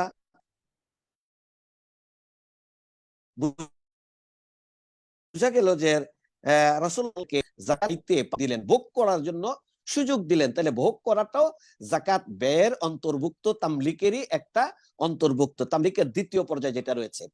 3 নম্বর দলিল হলো একটা বিশাল হাদিস, যেটা আমরা জানি যে অকুল ওরাইনা গোত্রের কিছু লোক মদিনায় আসলো। আনাস রাদিয়াল্লাহু তাআলা আনহু থেকে বর্ণিত হাদিস, ইস্তাউ আল মাদিনাতা ফারাখাস লাহুমুন নবী আন ইয়াতু ইবিলা সাদাকাতি ফায়াশরাবুনা আলবানাহা ওয়া আবওয়ালাহা, তারা মদিনায় আসার পরে তাদের জন্ডিস আক্রান্ত হইল তারা। আর এই জন্ডিসে আক্রান্ত হওয়ার পরে আল্লাহ রাসূল সাল্লাল্লাহু আলাইহি সাল্লাম তারা ইসলাম গ্রহণ করলেন, এবং জন্ডিসে আক্রান্ত হওয়ার পরে আল্লাহ রাসূল বললেন যে মদিনার উপকণ্ঠে যাকাতের ওটগুলো রয়েছে, সেখানে সবুজ পরিবেশও আছে, তোমরা যাও সেই পরিবেশে থাকো, আর ওটের দুধগুলো খাও, সাদাকার ওট আছে, যাকাতের ওট, সেগুলোর দুধ খাও এবং সেগুলো প্রস্রাব খাও। আমরা এখানে এই মাসালায় যাইলাম না, ফিকহ মাসালায়, অসুস্থতার জন্য বা দাওয়ার রোগের জন্য ওটের প্রস্রাব খাওয়া যদি আল্লাহ রাসূল অনুমতি দিয়ে থাকেন, সেটা আমরা মনে করি জায়েজ। ঠিক আছে, এখানে মূল কথা হলো যে আল্লাহ রাসূল তাদেরকে এই হাদিসে যাকাতের ওটের দুধ পান করা, ভোগ করার অনুমতি দিয়েছেন। এটাও একটা তামলিকের অন্তর্ভুক্ত। ইমাম বুখারী একটা অধ্যায় রচনা করেছেন, বাবু ইস্তেমাল ইবলি সাদাকাতি ওয়া আলবানিহা লি আবনাইস সাবিল। তারা ইবনে সাবিল ছিল, ইবনে সাবিল মানে হলো মুসাফির, তাদের জন্য এটা ভোগ করার পারমিশন আল্লাহ রাসূল সাল্লাল্লাহু আলাইহি সাল্লাম দিয়েছেন। এবার আসি আমরা যে মাসালা দিয়ে আমরা ওইখানে গিয়েছিলাম, ওই মাসালায় ফিরে আসি যে জাকাতের সম্পদ জমইয়া বা প্রতিষ্ঠানকে দেয়া যাবে। এই ক্ষেত্রে আমরা আগে বলেছি দুইটা শর্তে। একটা শর্ত হলো যে সমস্ত প্রতিষ্ঠানের দায়িত্বশীলেরা তারা হলেন আমানতদার, নির্ভরযোগ্য, আর দ্বিতীয়ত তারা জাকাতের খাতে এটা নিশ্চিতভাবে ব্যবহার করেন এবং ব্যয় করে থাকেন। এখন কথা হলো যে সমস্ত প্রতিষ্ঠান, যেমন হসপিটাল করা হলো জাকাতের সম্পদ দিয়ে, হ্যাঁ, এই ক্ষেত্রে আমরা বলি যে জাকাতের অর্থ দিয়ে চিকিৎসা সামগ্রী বিতরণ করা যাবে, খাদ্যদ্রব্য বিতরণ করা যাবে। এইটা প্রেক্ষাপট ভিন্ন। এটা কোনটা কখন ব্যবহার করলে উত্তম, কখন উত্তম না, এটা নিয়ে মতামত ভিন্নতা রয়েছে। আলোচনা লম্বা না করার সুবিধার্থে আমি ওই আলোচনায় গেলাম না, কিন্তু এটা দেয়া যাবে এই মর্মে দুইটা মত রয়েছে। আল্লামা শেখ ওসাইমিন রাহিমাহুল্লাহ, আচ্ছা এটা না, পরে আইন দেয়া যাবে যদি তাদের ব্যক্তিগত গ্রহীতাদেরকে দেওয়া হয়, জাকাতের খাতে দেওয়া হয়। এখন কথা হলো যে সমস্ত চিকিৎসা সামগ্রী অথবা চিকিৎসা সামগ্রী ক্রয় করা হলো, যেমন একটা এক্স-রে মেশিন ক্রয় করা হলো হসপিটালের, একটা ডায়ালাইসিসের মেশিন ক্রয় করা হলো, এমন আরো অনেক যন্ত্রপাতি ক্রয় করা হলো হসপিটালের। এখন এই ক্ষেত্রে এই হসপিটালে শুধু যদি জাকাত যারা খেতে পারে এদের চিকিৎসা দেওয়া হয় মুসলিম, তাহলে কারো কোনো বক্তব্য নাই, এটা জায়েজ। আর যদি হসপিটাল এমন হয় যে যেখানে এখানে জাকাত যারা গ্রহীতা তারাও চিকিৎসা সেবা নেয়, জাকাত গ্রহীতা নয়, জাকাতের হকদার নয় এমন ব্যক্তিরও চিকিৎসা নেয়, অমুসলিমরাও চিকিৎসা নেয়, তাহলে সেটা করা যাবে না মর্মে মত দিয়েছেন এই ক্ষেত্রে ওলামায়েরা এবং ইসলামী স্কলাররা। এখন পরবর্তীতে লাস্ট ফিনিশিং আমরা বলতে চাই যে আমরা প্রতিষ্ঠানকে জাকাত দিব নাকি আমরা ব্যক্তিকে জাকাত দিব। জাকাত এটা আপেক্ষিক ব্যাপার, প্রয়োজনীয়তার আলোকে আমরা জাকাত দিব। যদি আমরা কখনো দেখি ব্যক্তিকে দেওয়া প্রয়োজন, যেটা আমাদের জুবাইর ভাই বলেছেন যে অনেক সময় জাবিল করবা, নিকটাত্মীয় অথবা ব্যক্তিটা খুব বেশি ব্যক্তিগতভাবে সমস্যাগ্রস্ত, তাকে আমার জাকাত দেয়া দরকার, তখন আমরা ব্যক্তিকে প্রায়োরিটি দিব। আর আমরা যখন দারিদ্রতা বিমোচনের উদ্দেশ্যে জাকাত দিব, তখন আমরা নির্ভরযোগ্য প্রতিষ্ঠানকে আমরা জাকাত দিব। এই ক্ষেত্রে ব্যক্তির স্যাটিসফ্যাকশনের উপর নির্ভর করে যারা মানুষের আস্থা অর্জন করতে পেরেছে জাকাতের ব্যয়ের ক্ষেত্রে, তারা কোনো ধরনের ইখতিলাফ অথবা বড় ধরনের মানে দলিল পরিপন্থী কোনো খাতে জাকাতের অর্থ ব্যয় করেন, অথবা এই মর্মে তাদের ব্যাপারে রেকর্ড বা রিপোর্ট আছে যে না তারা যথাযথভাবে জাকাত আদায় করেন না, সেই ক্ষেত্রে অবশ্যই প্রতিষ্ঠানকে দেয়া যাবে না, যেটা আমরা পূর্বের শর্তের আলোকে আমরা উল্লেখ করেছি। আমরা এটা বলবো যে ব্যক্তিগত প্রয়োজনকে লক্ষ্য করলে আমরা ব্যক্তির প্রয়োজনীয়তা, সেখানে কিছু ব্যক্তি আছে বিধবা, কিছু ব্যক্তি আছে অসুস্থ, কিছু ব্যক্তি আছে কর্মক্ষম, হ্যাঁ, এবার সমাজে অনেক এরকম ব্যক্তিরা আছে যাদেরকে আমরা জাকাত না দিলে তারা সারা বছর না খেয়ে থাকবেন, তাদেরকে আমরা ফুকারা, আল্লাহ এই জন্য ফুকারা দিয়ে শুরু করেছেন।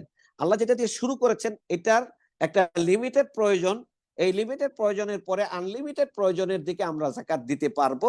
তবে লিমিটেড প্রয়োজনের যারা, এদের যদি অত্যন্ত প্রয়োজনীয়তা থাকা সত্ত্বেও আমরা শুধু প্রতিষ্ঠানকে দিয়ে দেই, তাহলে সেটাও যেমন ঠিক হবে না। আবার প্রতিষ্ঠানকে না দিয়ে শুধু এই ব্যক্তিদের মধ্যে দিয়ে প্রতিষ্ঠানগুলোর মাধ্যমে জাকাত দিয়ে দারিদ্রতা বিমোচনের কার্যক্রমকে সম্প্রসারিত না করাটা, এটাও সারা জীবনের জন্য একটা সমাজকে দরিদ্র রেখে দেওয়ারই নামান্তর। এই জন্য জাকাত বর্তমানে আমাদের দেশে যেহেতু সরকারিভাবে জাকাত আদায় হয় না, অথবা সরকারেরও এমন কোন ধরনের কার্যক্রম নেই যে ইসলামী স্কলারদেরকে নিয়ে বোর্ড গঠন করে জাকাতের ব্যয়খাত চিহ্নিত করে ওই ক্ষেত্রগুলোতে জাকাত আদায় করার জন্য ব্যবস্থা নিবে। এই জন্য ব্যক্তিগত উদ্যোগে কিছু প্রতিষ্ঠান এই ক্ষেত্রে কাজ করে যাচ্ছে। তবে এই কাজের ক্ষেত্রে তারা যদি সমাজের কাছে জবাবদিহিতা নিশ্চিত করতে পারেন, জাকাত যারা তাদেরকে দেয় তাদের কাছে জবাবদিহিতা নিশ্চিত করতে পারেন, শর্তগুলো তাদের মধ্যে প্রযোজ্য হয় এবং সমাজে উপকৃত হচ্ছে, দারিদ্রতা বিমোচন হচ্ছে, এগুলো যদি লক্ষ্য করা যায় তাহলে আমার মনে হয় প্রতিষ্ঠানকে দেওয়া উত্তম। আর কোন প্রতিষ্ঠান যদি এই জন্য খোলে যে আমরা কিছু বেকার মানুষ আছি, আমাদের গাড়ি ঘোড়া দিয়ে চলা দরকার, এই জন্য জাকাত আমিলিনা হিসাবে আমি গাড়ি ব্যবহার করতে পারবো, জাকাতের একটা প্রতিষ্ঠান করলে আমি বাড়ি ব্যবহার করতে পারবো, আমি একটা বড় ধরনের সম্মানী নিতে পারবো আমিলিনা হিসাবে, এমন যদি উদ্দেশ্য হয় তাহলে সেটা আমার দৃষ্টিতে মনে হয় গর্হিত হবে।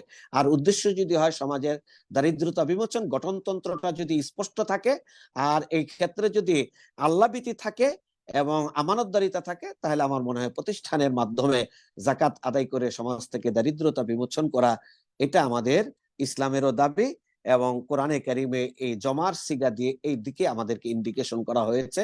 আল্লাহ রাব্বুল আলামিন আমাদেরকে সমাজ থেকে দারিদ্রতা বিমোচনের জন্য জাকাতের কার্যক্রমগুলোকে সার্বজনীন করার তৌফিক দান করুন, আমিন। আসসালামু আলাইকুম ওয়া রাহমাতুল্লাহি ওয়া বারাকাতুহু।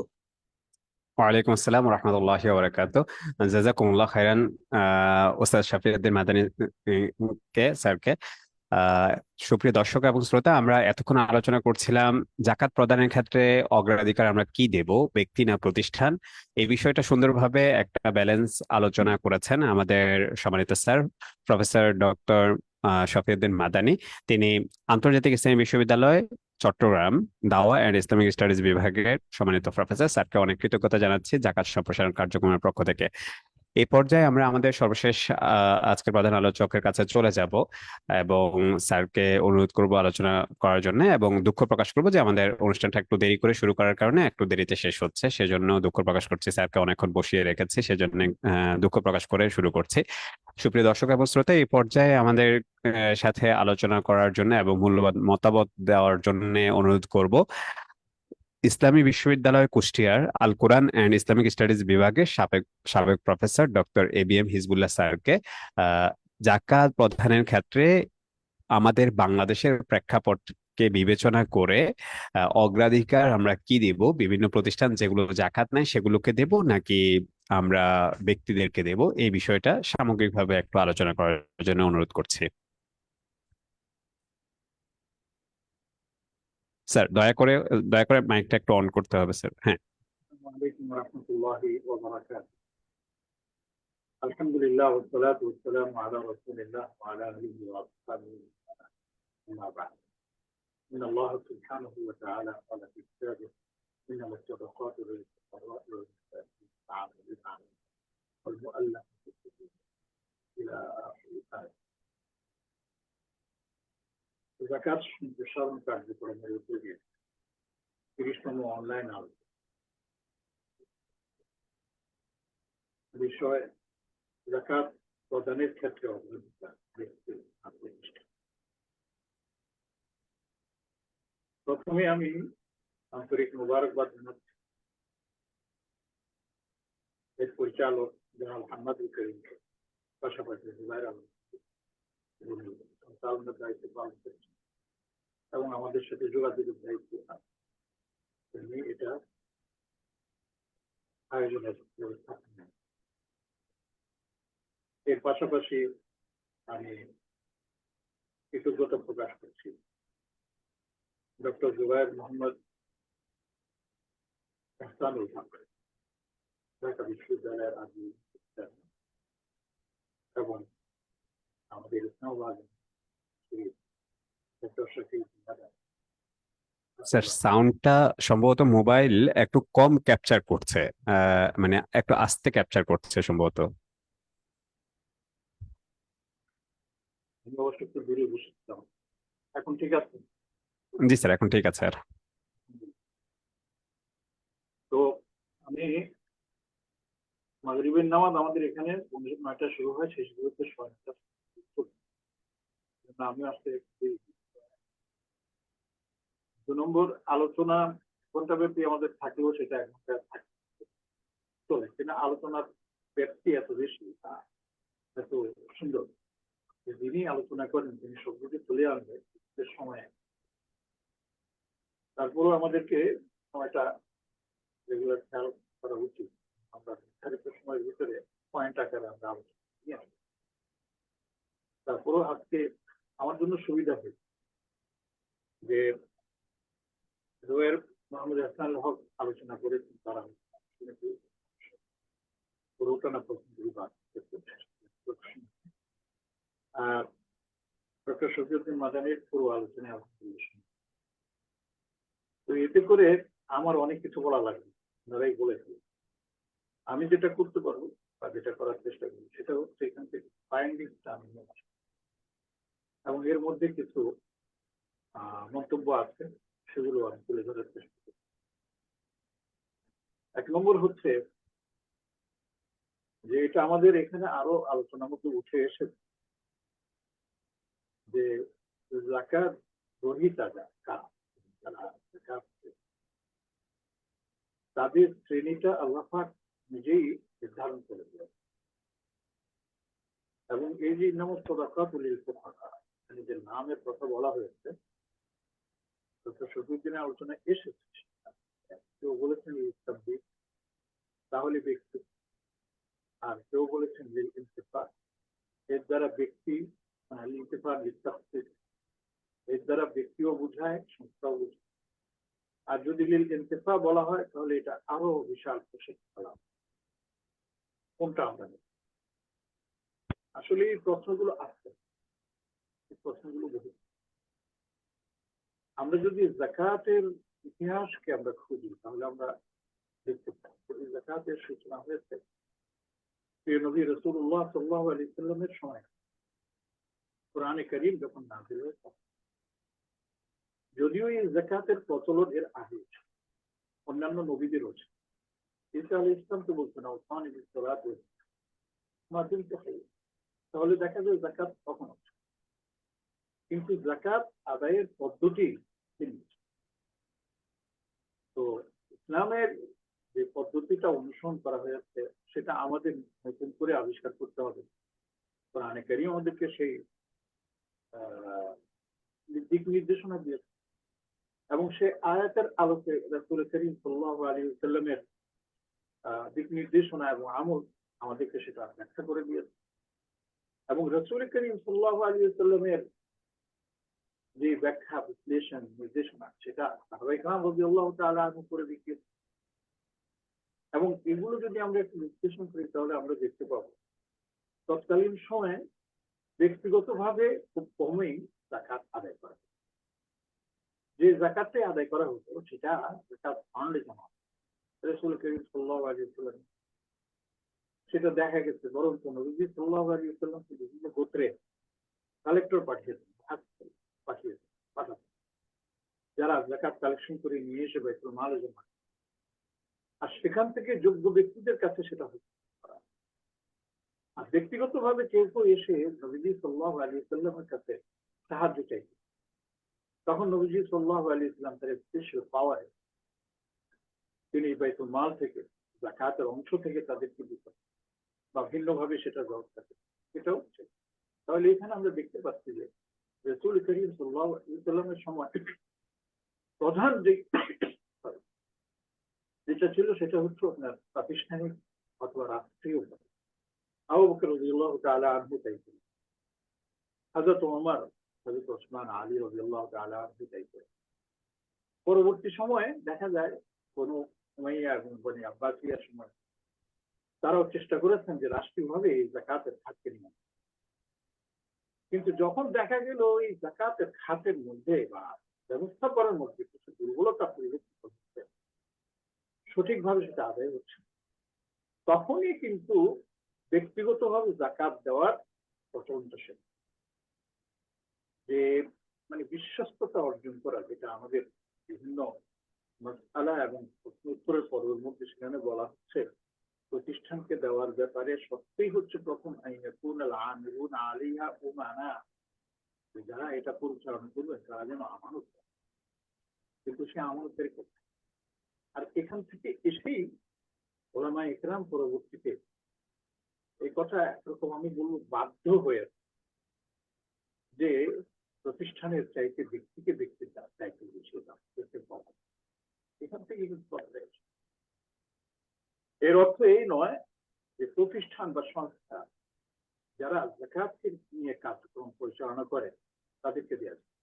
ওখানে দেখুন আমাদের আজকে শিরোনামের মধ্যে একটা কথা যে যাকাত প্রদানের ক্ষেত্রে অগ্রাধিকার, তার মানে যাকাত আমরা আদায় করতে পারবো, প্রতিষ্ঠানকেও দিতে পারবো, ব্যক্তিকেও দিতে পারবো, ব্যক্তি না প্রতিষ্ঠান, তার দুইজনকে দেয়া যাবে, কিন্তু অগ্রাধিকার কে পাবে? আজকের আলোচনা কিন্তু এখান থেকে আমরা বুঝতে পারতেছি যে প্রতিষ্ঠানকেও দেওয়া যাবে, ব্যক্তিকেও দেওয়া যাবে, কিন্তু আমরা প্রাধান্য দিব, এটা হলো মূল কথা।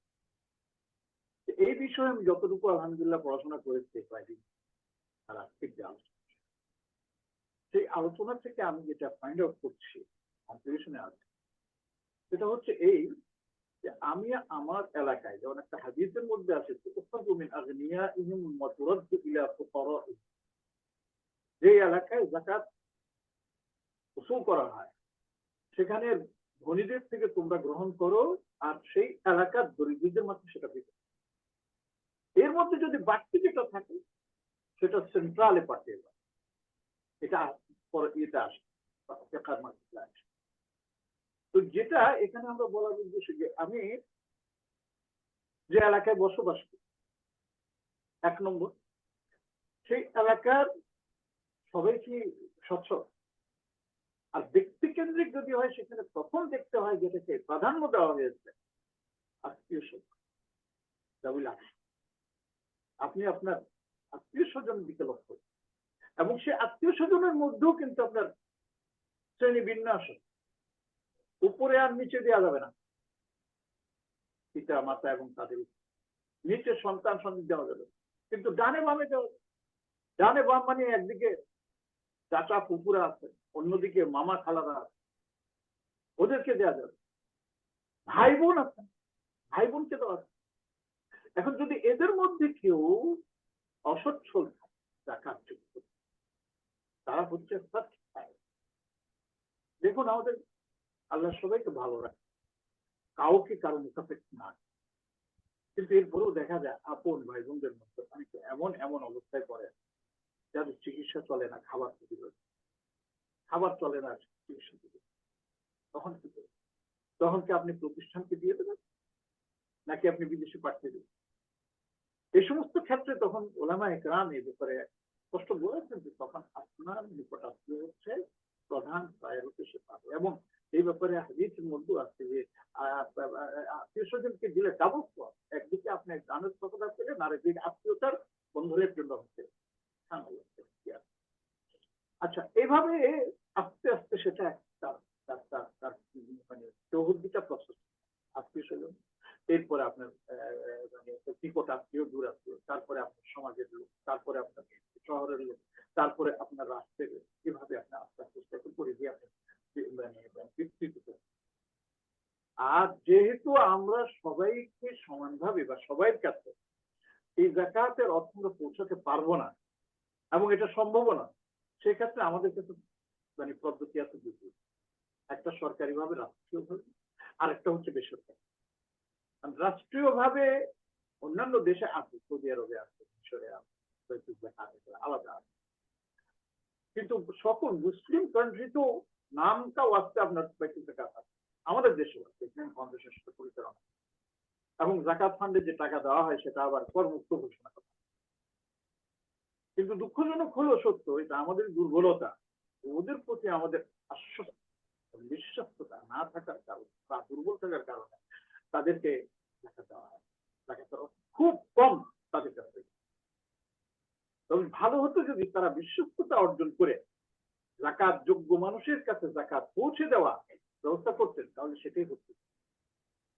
এখন সেটা না থাকার কারণে প্রাইভেট সেক্টরে আপনার জাকাত কালেকশন শুরু হয়ে গেল, এবং সেই প্রাইভেট সেক্টরের মধ্যেও বেশ কয়েকটা সংস্থা একটু ভালো পজিশন করেছে, তার মধ্যে জাকাত ম্যানেজমেন্ট যেটা, এটা অনেক পরিমাণ আলহামদুলিল্লাহ তারা চেষ্টা করে যাচ্ছে যে সত্যিকার অর্থে আমি যতটুকু জানি, আমি তাদের সাফাই পেয়েছি না, কোন যতটুকু আমার জানা আছে কার্যক্রম চেষ্টা করছেন তারা জাকাতকে তাদের মানে মুস্তাহিক যারা আছে তাদেরকে পৌঁছে দেওয়ার। তো এই ক্ষেত্রে বলবো যে এই ধরনের সংস্থা বা আমাদের জাকাত সম্প্রসারণ কার্যক্রম যারা করেন কিনা দেয় না, করলে তো ভালো। এবং আমি আমার জানা মতে আরো কিছু সংস্থা আছে, নাম মনে আসে নাই, যেখানে আমার অনেক ছাত্ররাও কাজ করে, এবং কাউকে কাউকে তো আমি একটু আমাকে শুরুই বলেছি যে এই আমানতের কাজ করতে, এটা কি সঠিকভাবে আদায় হচ্ছে? বিশেষ করে জাকাত যখন আপনি কোনো সংস্থাকে দেবেন, সেই সংস্থা কিন্তু জাকাতের মালিক হবে না। লিল ইনতিফা বলে না, চাইবে সংস্থা মালিক হবে না, সংস্থা হবে মাধ্যম মাত্র, যেটাকে ওয়াকালা বলা হয়। জাকাত যোগ্য মানুষের কাছে আমার প্রদত্ত তাদের কাছে অর্থটা, সেটা তারা জাকাত যোগ্য মানুষের কাছে পৌঁছে দেবেন আমার পর। আর পৌঁছে দেওয়ার পরে আমি জাকাত থেকে মুক্ত হয়ে যাব। যদিও কেউ কেউ বলেছেন রাষ্ট্রীয়ভাবে যদি কোনো রাষ্ট্রীয় সংস্থা জাকাত বা জাকাতে আপনি জাকাত দিয়ে দেন আপনার দায়িত্ব শেষ, অথবা কোনো সংস্থা যদি আপনি দিয়ে দেন আপনার দায়িত্ব শেষ। এই কথাটা একদিকে ঠিক আছে, কিন্তু অন্যদিকে আমরা এখন একটু ডিফার করি যে দেখা যায় বিভিন্ন, মানে এটা আমার কাছে কোনো প্রমাণ নেই কিন্তু শোনা যায় যে অনেক সংস্থা বা এটা আছে তারা যে জাকাতের টাকা নিয়ে ভিন্ন খাতে আপনার কি করে ব্যবহার করে। দুঃখজনক হলেও সত্য, এমনও কথা শোনা যায় জাকাত নিয়ে আপনার কি জানি বলে ট্যুর করে, আপনার ভ্রমণে যায়, ইত্যাদি ইত্যাদি। আল্লাহ মাফ করুন। এই জন্যই অনেকে এই সংস্থাকে জাকাত দিতে অনীহা করে। এবং আমরাও অনেক ক্ষেত্রে যদি অমুকের কথা বলে তমুকের কথা বলে, যাদেরকে আমরা চিনি না, আমরা বলতে পারি না যে আপনি সেখানে জাকাত আমরা বলতে পারি। তো যেটা আমার মূল কথা উদ্দেশ্য সেটা হচ্ছে এই যে ব্যক্তিকে যদি আপনি আপনার নিজস্ব আত্মীয় স্বজন এবং কাছাকাছি মানুষ হয় তাদের মধ্যে কেউ থাকে, তাহলে তাদেরকে প্রথম দেয়াটা হচ্ছে। এরপরে যদি আপনি আরো বেশি কিছু দিতে চান, যে আল্লাহ আপনাকে দিয়েছে অনেক, সবটা দিয়ে কিছু কিছু দিয়ে সবাইকে দিতে চান, তখন আপনি বিশ্বস্ত কোনো প্রতিষ্ঠানকে, সে বিশ্বস্ত প্রতিষ্ঠানের শর্তই হচ্ছে যে আপনাকে খোঁজ নিতে হবে যে আপনার এই জাকাতটা সঠিক জায়গায় তারা ব্যবহার করছে। এই জন্য আমাকে অনেকে জিজ্ঞেস করে যে মাদ্রাসায় কি জাকাত দেওয়া যাবে, আমি বলি এক শর্তে দেওয়া যাবে। এটা কি? মাদ্রাসা কেউ বলবেন যে এটা জাকাতের টাকা দেওয়া, কারণ মাদ্রাসার সব ছেলেরা জাকাত যোগ্য না, সেখানেও তাদের বিভক্তি আছে। আমি বলি কোনো যদি সংস্থা আছে তো তাদেরকে আমি বলে যে ভাই আপনারা আমার পক্ষ থেকে জাকাত প্রদানের আমার উকিল হয়েছে, আপনি যদি সঠিকভাবে আদায় করেন আমার জাকাতটা আদায় হবে, আর যদি আপনার না করেন তাহলে আমি কিন্তু ধরা খেয়ে যাবো মাঝখানে আপনারা জাকাত। আমি এটা বুঝাই দেওয়ার চেষ্টা।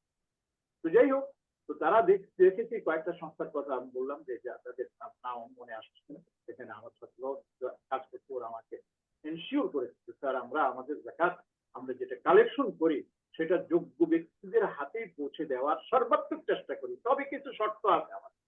সেই শর্ত হচ্ছে যে তাদেরকে এমনিতে আমরা টাকা জাকাত দিই, সেই জাকাতটাকে আমরা মানে এর নাম কি যে ইস্তেসমার যেটাকে বলে, তারা এটাকে ব্যবহার করে যেন তারা মানে স্বাবলম্বী হতে পারে, আমরা সেই ব্যাপারে তাদেরকে মানে উৎসাহিত করি, তাদেরকে প্রশিক্ষণ দিই, প্রশিক্ষণ দিয়ে তারপরে সেই জাকাতের টাকাটা নগদ যেখানে প্রয়োজন নগদ দেই, আর যেখানে প্রয়োজন সেখানে আমরা তাদের জন্য যেমন গ্রামের মহিলাদের জন্য হাঁস মুরগি ইত্যাদি, বা আপনার ছাগল পরিপালন, বা আপনার গাছ কিনে গাছের জন্য ইয়ে করে একটা জমির মধ্যে চাষাবাদ ইত্যাদি ইত্যাদি অনেক কিছু প্রোগ্রামের মধ্যে আছে, সবকিছু সেখানে করা যায়। তো এই ধরনের যদি করা হয় তাহলে তো ওয়েলকাম, করা যাবে।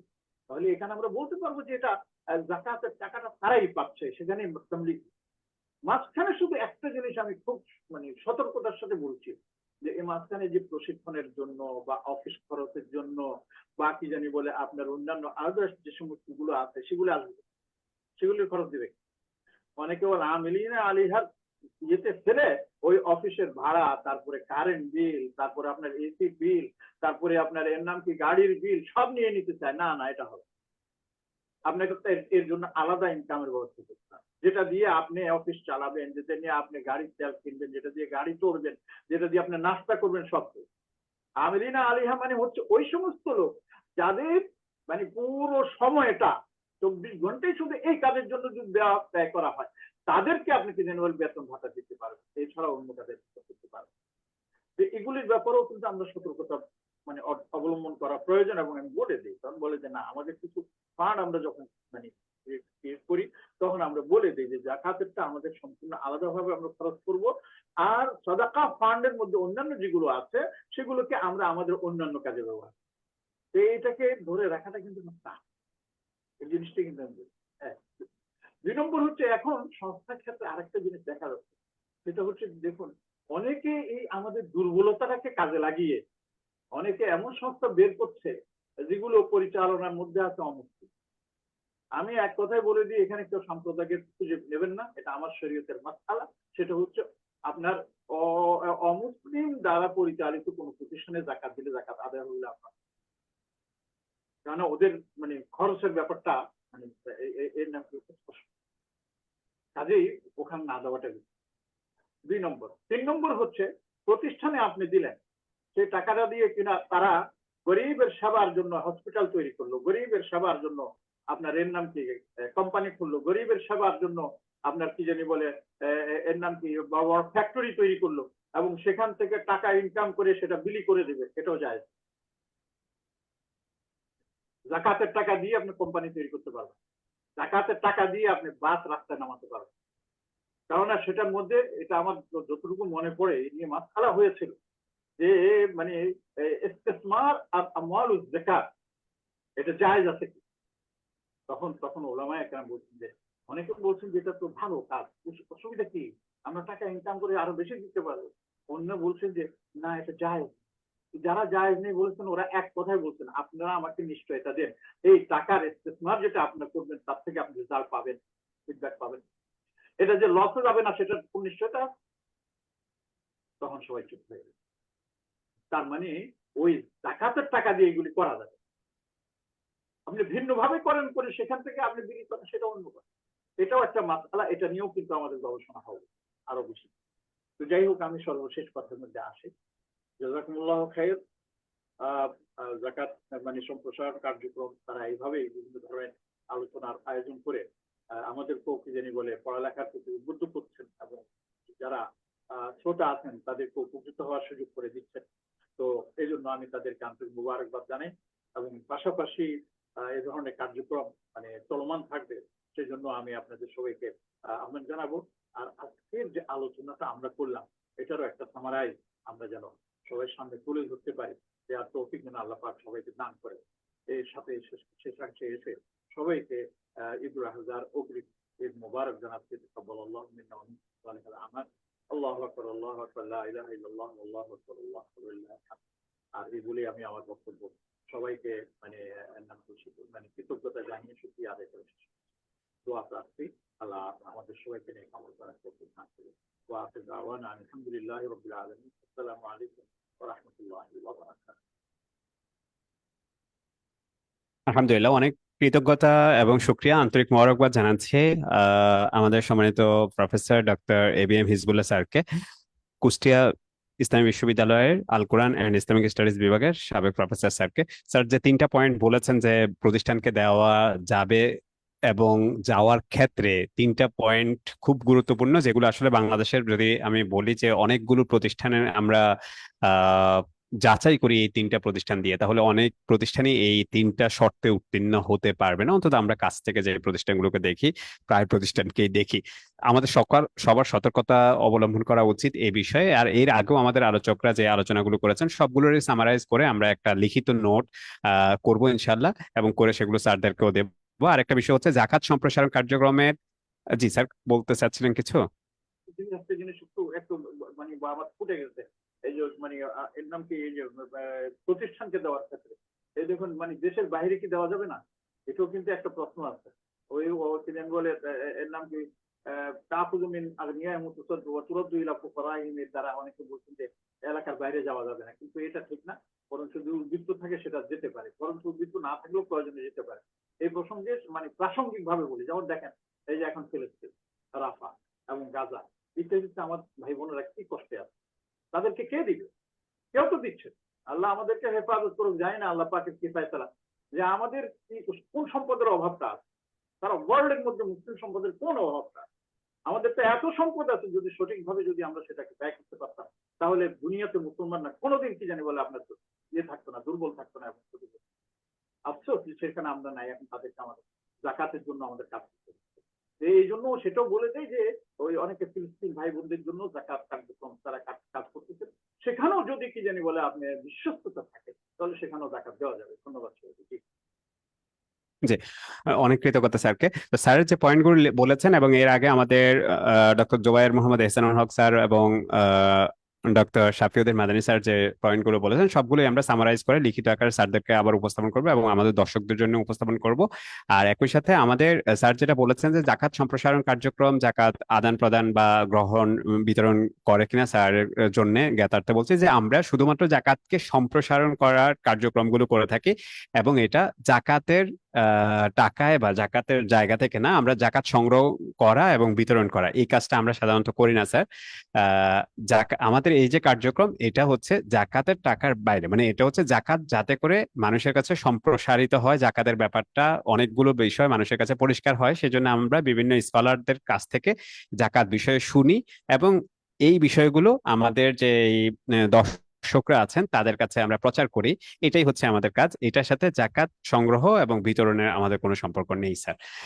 যাই হোক, আহ আমরা আসলে আজকে একটা চমৎকার আলোচনা করেছি এবং এটা অনেকের প্রশ্ন ছিল বা অনেকের দ্বিধাদ্বন্দ্বে ছিলেন যে কিভাবে জাকাত দেবেন। আশা করি অনেকগুলো প্রশ্নের, আপনারা যারা দর্শক আছেন তারা অনেকগুলো প্রশ্নের জবাব পেয়েছেন যে কোনো একটা প্রতিষ্ঠান বা ব্যক্তিকে দেওয়ার ক্ষেত্রে আমরা কোন ধরনের শর্তগুলো অনুসরণ করব, কোন পদ্ধতি অবলম্বন করব, এই বিষয়গুলো আমাদের অনেকের কাছেই প্রশ্ন ছিল এবং সেগুলো ক্লিয়ার হয়ে গেছে। আমি জাকাত সম্প্রসারণ কার্যক্রমের পক্ষ থেকে আমাদের যে স্কলাররা আজকে আমাদের সাথে যুক্ত হয়েছেন প্রত্যেকেই অন্তরের অন্তঃস্থল থেকে কৃতজ্ঞতা জানাচ্ছি এবং একই সাথে যে সকল দর্শক শ্রোতা আমাদের এই বক্তব্যগুলো নিয়মিত শুনছেন, আমাদেরকে উৎসাহ দিচ্ছেন, প্রত্যেকেই কৃতজ্ঞতা জানিয়ে আজকের মতো এখানে শেষ করছি। সুবহানাকাল্লাহুম্মা ওয়া বিহামদিকা আস্তাগফিরুকা ওয়া আতুবু ইলাইক। আসসালামু আলাইকুম ওয়া রাহমাতুল্লাহি ওয়া বারাকাতুহু।